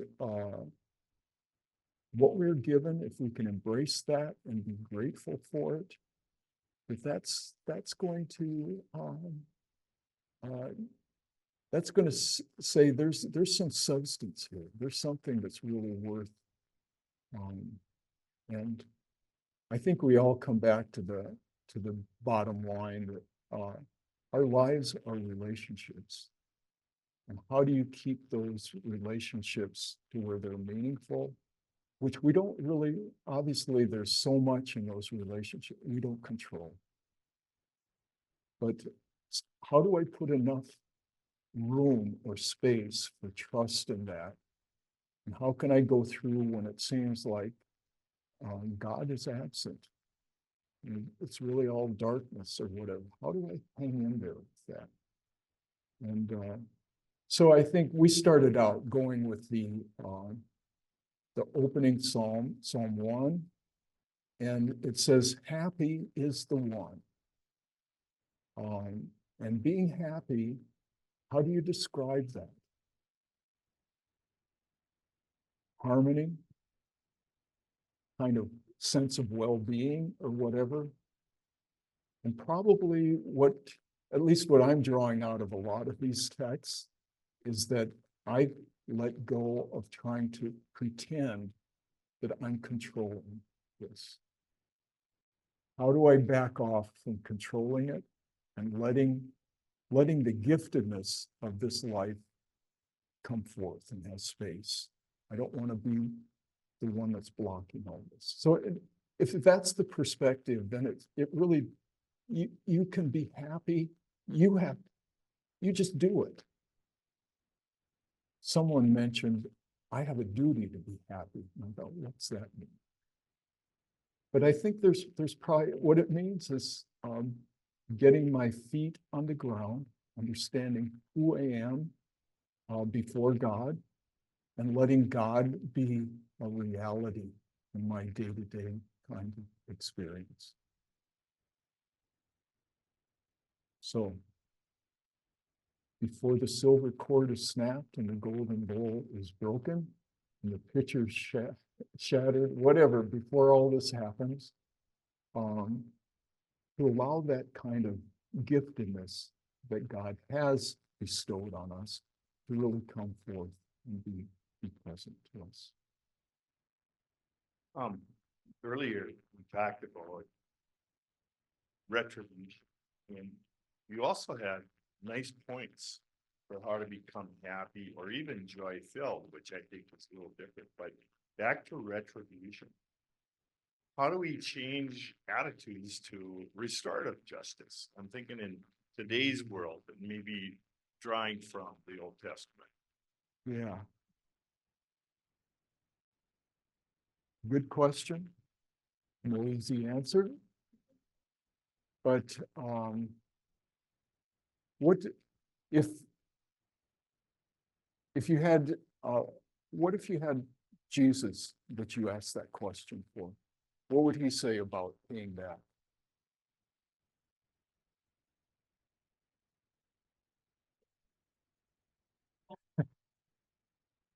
Yeah, don't pay back evil. But I think it was South Africa. If we could study what happened with apartheid, maybe an example. So I kind of had that as an example, even as I asked the question. Okay, so someone is really stepping aside from, you did this much to me, now I'm going to put this back on you. You're sort of letting some of that calculating go. Is that what you're? Really work at forgiveness, Okay. restoring the relationships, I'm guessing, that you talked about. Okay. So, yeah, okay. The one suggestion you made, which is very interesting, I think forgiveness, does that have any place in Jesus' teaching?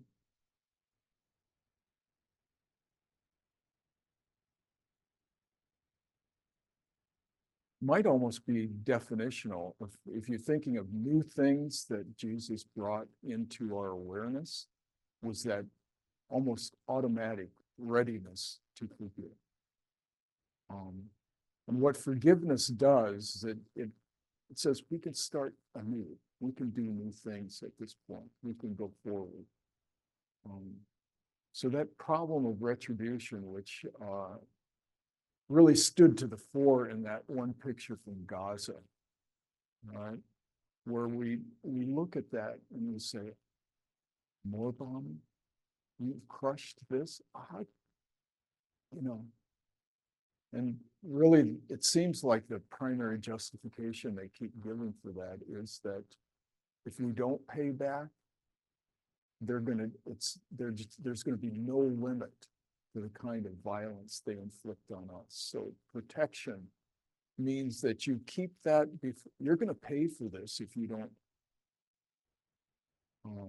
which is really contrary to the teaching of Christ. You had something else there, didn't you? Anyway. There has to be dying questions. We got one to cover that question. Okay, not so much a question, but more reflection on all of the, before the silver cord breaks and, pay attention to all these bad, awful things like life is falling apart, whatever. I tend to think more, especially in the scriptures, these literal things I think much more symbolically. So what I was hearing as you were going through that was life is going to throw you all kinds of junk, whether it's the skepticism or discouragement or the despair. It isn't necessarily that, the light's going out or that everything's completely falling apart, but you kind of start losing your edge. You start losing, giving into the hopelessness and the despair. And that's the encouragement. It's not, it's don't wait until the end of your life and try and fix it all. But as you're facing all of these daily trials, to see the hope that keeping that right relationship is able to offer us. That I've never looked at those words that way. And I thank you. Thank you for kind of putting that perspective on it. Okay, so, yeah. So being able to bring these images into our life right now, before it's, before there's an ultimate end or some city's going to fall or I'm going to die, to bring it back into all of those little less serious but still significant dyings that happen in our experience. And I think what I was hearing from you is how do I be hopeful as I go through that? One slide at least jumps into my head is when you fall down and you get back up again, that may actually be a time of opportunity. Right? And you gave me, what was that point you made?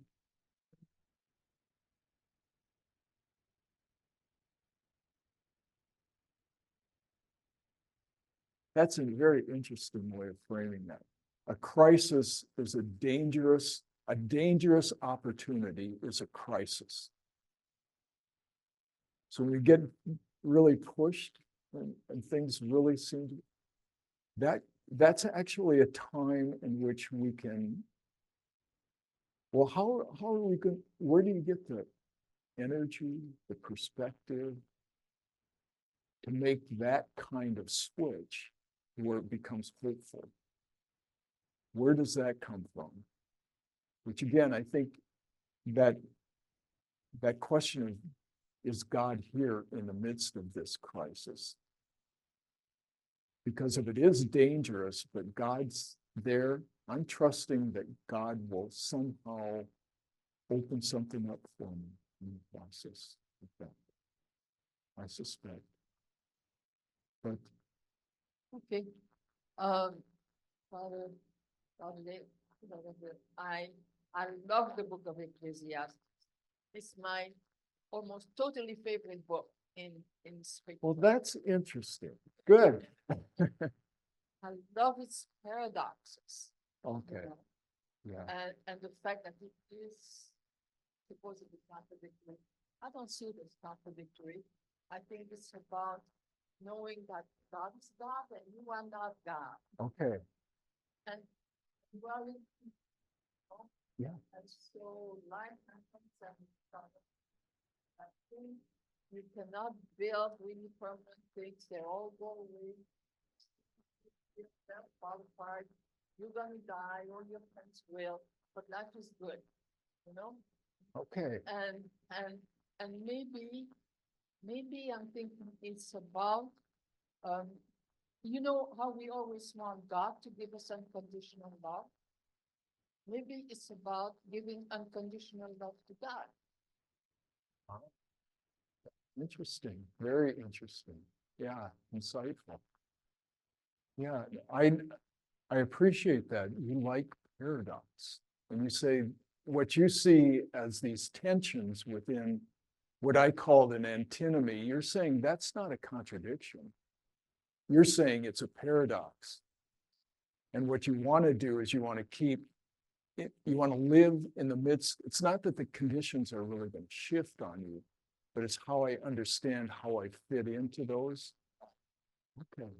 Okay, great. So that fear of the Lord seems to be really basic to your positive assessment of Kohelet. Fear of the Lord is a good thing. Well, other parts of the scripture tell us it's the beginning of wisdom. Yeah, which it is the beginning of wisdom because as you very adeptly phrased it, you said, God is God and I'm not God. Okay.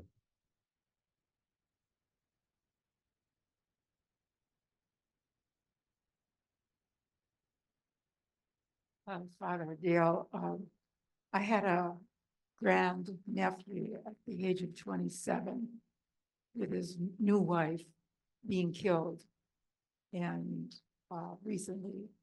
So I'm wondering about embracing the present. How does grief fit into that? Yeah. Yeah. Obviously, that's very, very difficult. So how does that kind of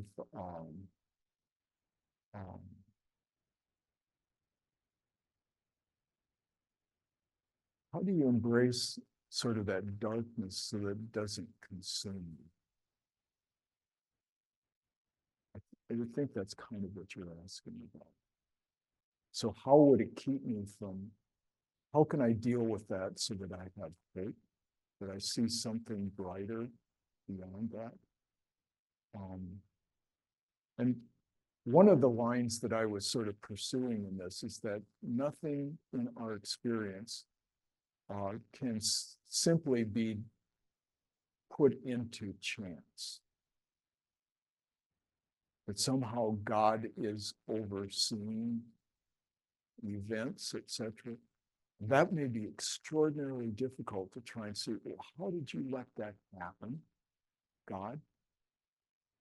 And I think what, if there's some help, and I'm struggling here to find help for this, but if you go through the wisdom of the Psalter, the dynamic that's there, it's made up of not only times when things are really going well and you're praising God for it being great, but a pretty sizable amount of those Psalms are when things are really off kilter, they're bad, they're broken. But what's present, I'm going to cry out to this God that's in charge, who's running things ultimately. I'm trusting, I'm going to complain to you about this. This is painful, it seems meaningless, etc. But the one who picks up that text as kind of a help, because oftentimes I assume that the ones really impacted by this were reduced. I can't find words to even explain this kind of thing. That you pull out that text out of the tradition, and so at the appropriate time, a person who's really depressed or they can use that language to kind of almost like a ladder to pull myself up a little bit so that I can find some hope there. At the heart of that is it's saying that feeling that you have of being really grieving, weighed down, questioning, that's a very legitimate kind of feeling. It's not, you should not suppress that, deny it. You should bring it forth. But you bring it forth before that God who you say, you could do something about this. But if God is God, we all know God's time. When is God's time for really doing something that's going to impact and heal, etc.? But that's about the best I can do for you, and that kind of, at least suggesting something as how might I navigate through this much more constructively? And I would say it's important to express the anguish, and the words of the lament psalms will very much help, I think, in that kind of anguish that we're going through. Yes. Okay. All of these readings are so full of wisdom and everything, but we've learned a lot more about, or understanding more about who God is. And from the time these were written till 2024, what's been written that we can study and cling to and learn about God as we understand God in today's world?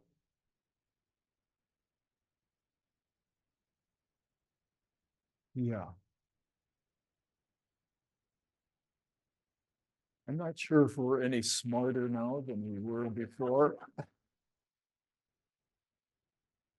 You know, I think the key thing, I don't want to discount, the kind of reflection, meditation that would come through the whole Christian tradition subsequently. But it really is important. But to me, the thing that's drawn out of that is those later reflections that try and give us this approach to understanding God. Their efforts to try and stay with the relationship.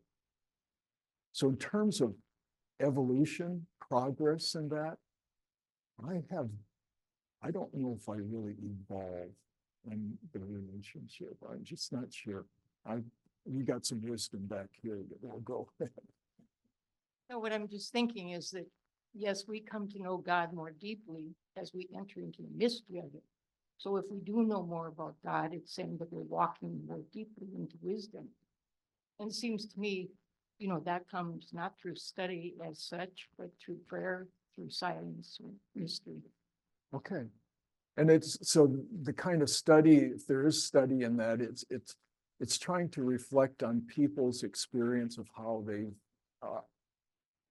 tried to sustain that relationship with God. So I don't want to discount a lot of wonderful theology. Tell everybody come and study. There's a lot of it that's been written that's well worth spending time with, and it can advance us, but we never figure God out. Okay, so I think we're the suggestion that Christian was making about we learn it in prayer. Somehow prayer and reflection, those two need to go together. And so if you go into a theology class and there's never any prayer involved in it, I'd be skeptical. You need those two working together. But anyway. I lost a son to suicide 10 years ago. So in the pain of all of that, but it really came to that, God was with him in that moment, and that gift, or sometimes maybe not so much a gift, of that free will, is that even when our will is not so free, God, tries to intervene, but sometimes we can't hear that. And so, but for me, I didn't think of it as something that God wanted to have happen, but things in the world happen because somebody made some mistake. They kill in a car accident, things happen, but God is with us in that, always loving us and wanting us to love him. My husband and I did go to a support group, and we also did counseling. And then we also did not expect each other to be our primary support, because we could not be. We had to find our other support so that we also could do that. So that would be, for your, anyway, my heart goes out to you, and it is a tough thing to lose somebody, but knowing that I don't think it was something God wanted to have happen, but it happened, and yet God is with us in that. Okay, good. Thank you for sharing. Your talk today, of course, was from the Old Testament, Koheleth. And, we're Christians now, and I think that Christianity certainly added to the hope that Koheleth was seeking. Christ himself suffered the same difficulties we have, and even worse. For example, they cried out on the cross, my God, why have you forsaken me? And so we feel that way. So I'm just saying that I do think that we can go one step beyond Koheleth. Koheleth was very good. He talked about God's presence in our lives and that he is in charge. But I think the New Testament, with the coming of Christ, the Paschal mystery, the death and resurrection of Christ, gives us even more hope. Okay, good. So, so the incarnation, you're saying, really makes a difference. What does that do to the image of God? And that,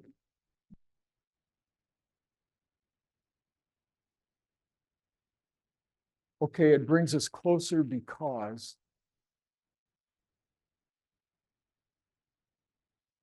okay, and he's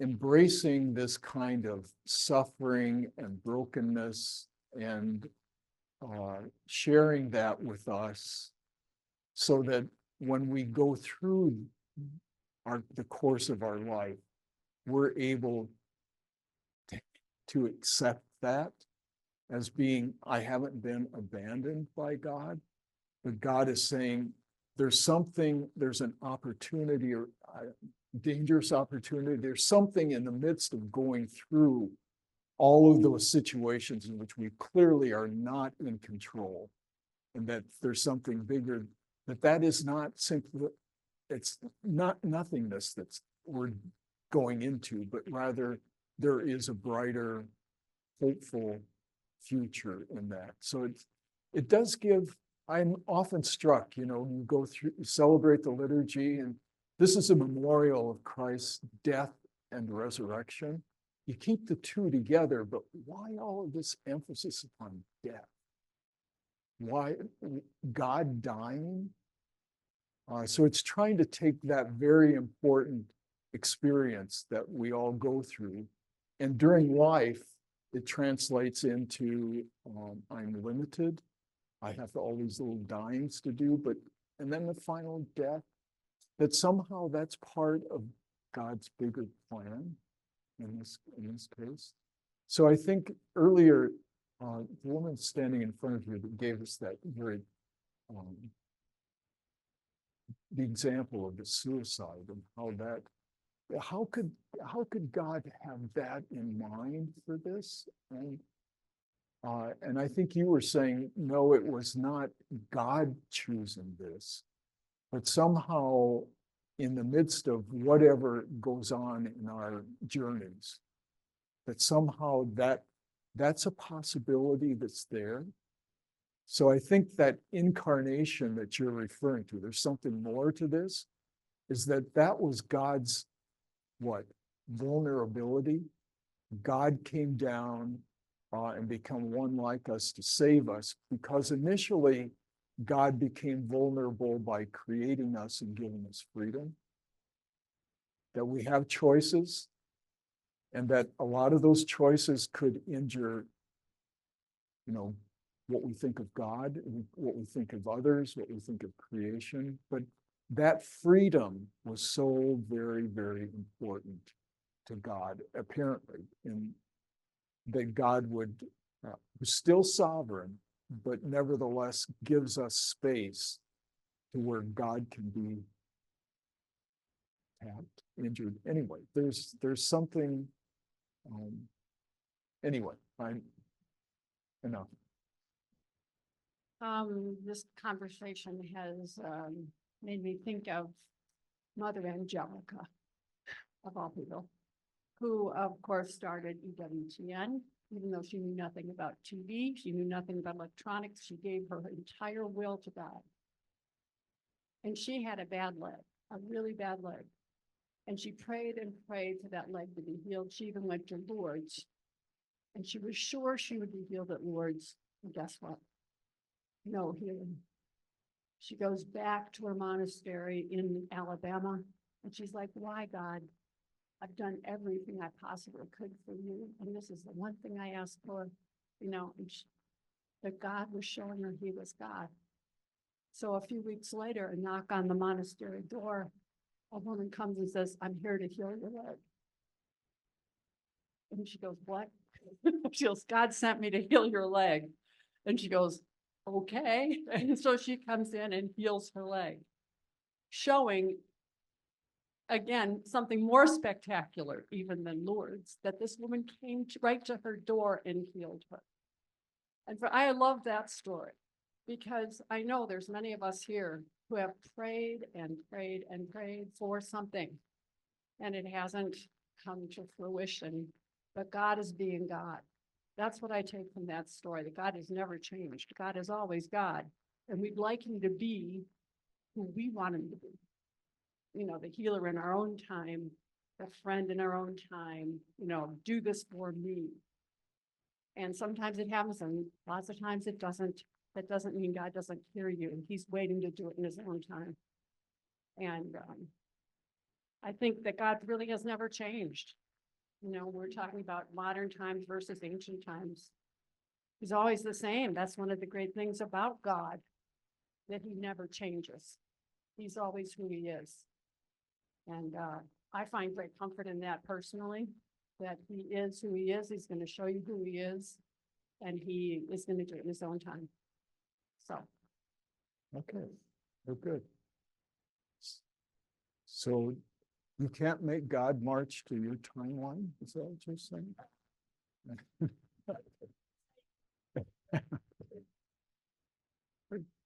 Good. Listening to all of your stories, in my heart really goes out to all of you. And for me, I was sharing at the table from very young. There's been traumatic experiences throughout my life, and losing loved ones, and even knowing those who died from suicide, and one most recently. What I've had to do, I'm a visual person. I've always had to decide, how am I going to move through my grief? And how am I going to help someone else?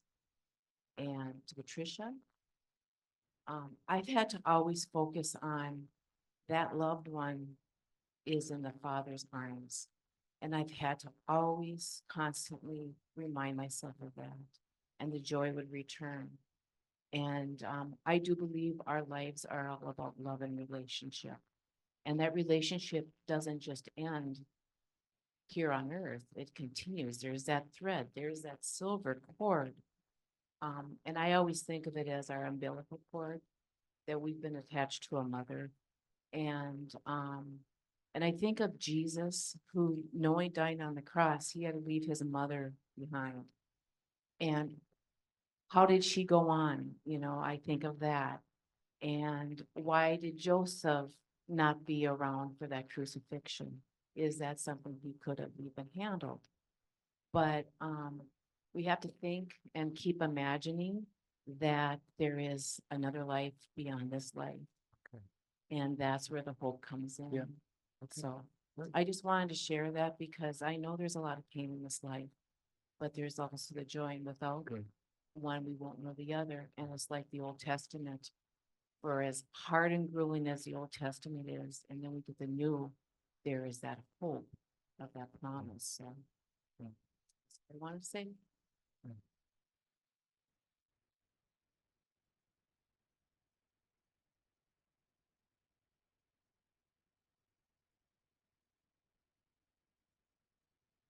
Going in a little different angle. As a scientist, we find that we have more and more knowledge, more and more ability to manipulate our environment, our genetics, our whether that be the human genetics, the agriculture genetics. As we do all of this, we have to start thinking, how much are we trying to be God? How much are we trying to replace God? When it is a whole different area to think about. Yeah. You know, how much do we accept? How much do we keep on pushing? You know, how does our brain function? And if we know how it functions, can we control it? And the more we have this, the more we start playing the role of God. What is the right way to go, the wise way to go versus the unwise or Yeah. troublesome way to go? Yeah, What okay, question great. can answer Yeah, that? great. No, that's wonderful. I think the scientists, you being as, you can believe, right? Okay.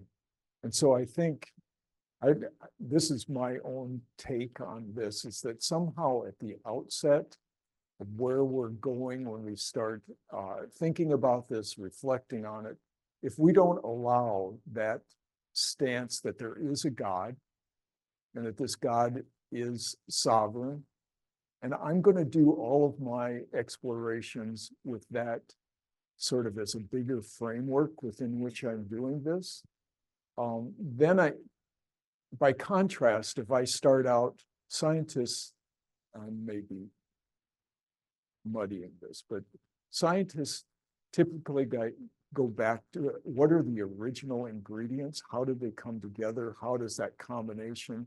And you build up from those small building blocks, but you don't really start with a holistic view of things, but I'm going to explore these little pieces, and somehow the combinations of them may break open something brand new, and we move to a newer place.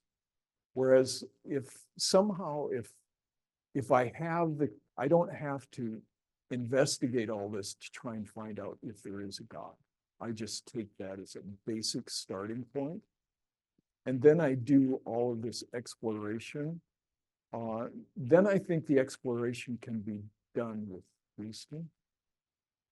But if you don't have that basic conviction or starting point, I don't think we're going to be able to gather up all the data which tells me, well, all of this indicates that there is a God.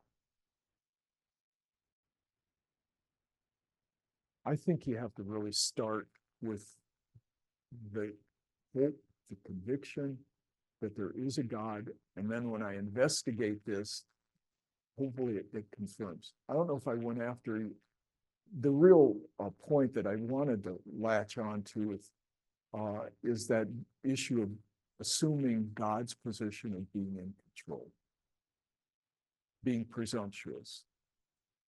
And the new sort of specter on the horizon is AI. I just saw a little clip last night where the speaker was saying that we have just seen the edge of this. This thing is going to come very quickly, and it's going to transform how we see everything. It was almost, I don't know, it was kind of an alarmist thing, but nevertheless, that is a mechanism that's only going to ramp up that sense that we're in charge. Anyway, but yeah, the who's in control is the kind of the question. Well, I just wanted to make a comment on, I really appreciated the emphasis you gave to living in the present moment. I was at mass recently and I missed the whole consecration because my mind was someplace else. And I remember looking around the congregation and thinking, I wonder what everybody in this congregation is thinking about right now. You know, like it's really hard to stay in the present moment. And then when I look in this room, I see that the majority of us are, we could definitely say, are in the second half of our life. And so for myself, when I look back, and we're talking about living in the present moment, I don't know if I really heard it said this way or not, but I was thinking, I need to also accept my entirety of my life up to this present moment. And even though I can't resolve everything or pay retribution at myself because of mistakes I've made or gotten off the main path, it's like I need to forgive myself, I think, in order to live in the present moment. Okay, yeah, great. Yeah.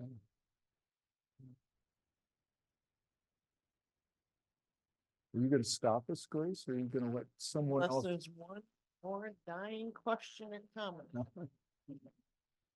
You have any final words of wisdom for us? Well, I'm missing your name right here in front. You, yeah. You.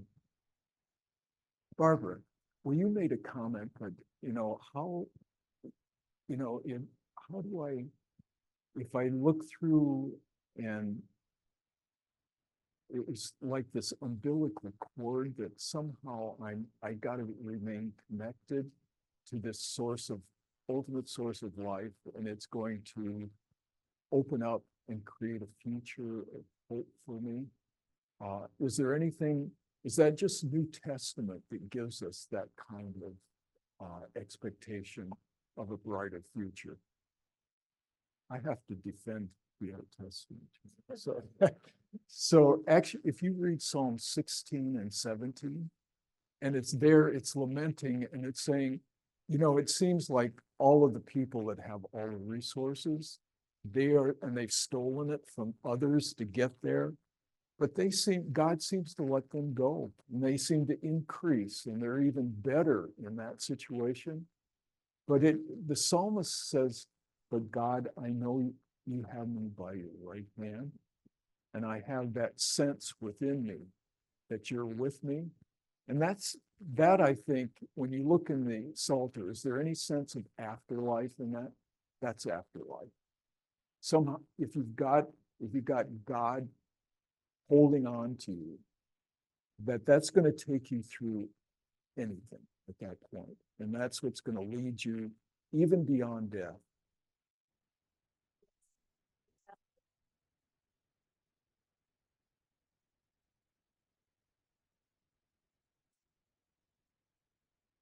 This thought of the umbilical cord came to me a few years ago, and I believe it was the Holy Spirit working through me, that why an umbilical cord? There was a purpose to it. And when you think about it, we are all connected, human beings, through umbilical cord, with the generations. And the one thing I failed to say is too, that we are still connected by this invisible cord from here to heaven. And there is a joy in that. So when I was trying to say that our loved ones are hopefully in the presence of God the Father, if you can imagine the face of those people in heaven being in the greatest joy ever, allow that to be your joy, because you're so happy for them. Okay. Okay, great. Thank you. All right. It's all yours, Grace. Let's give Father Dale a round of applause.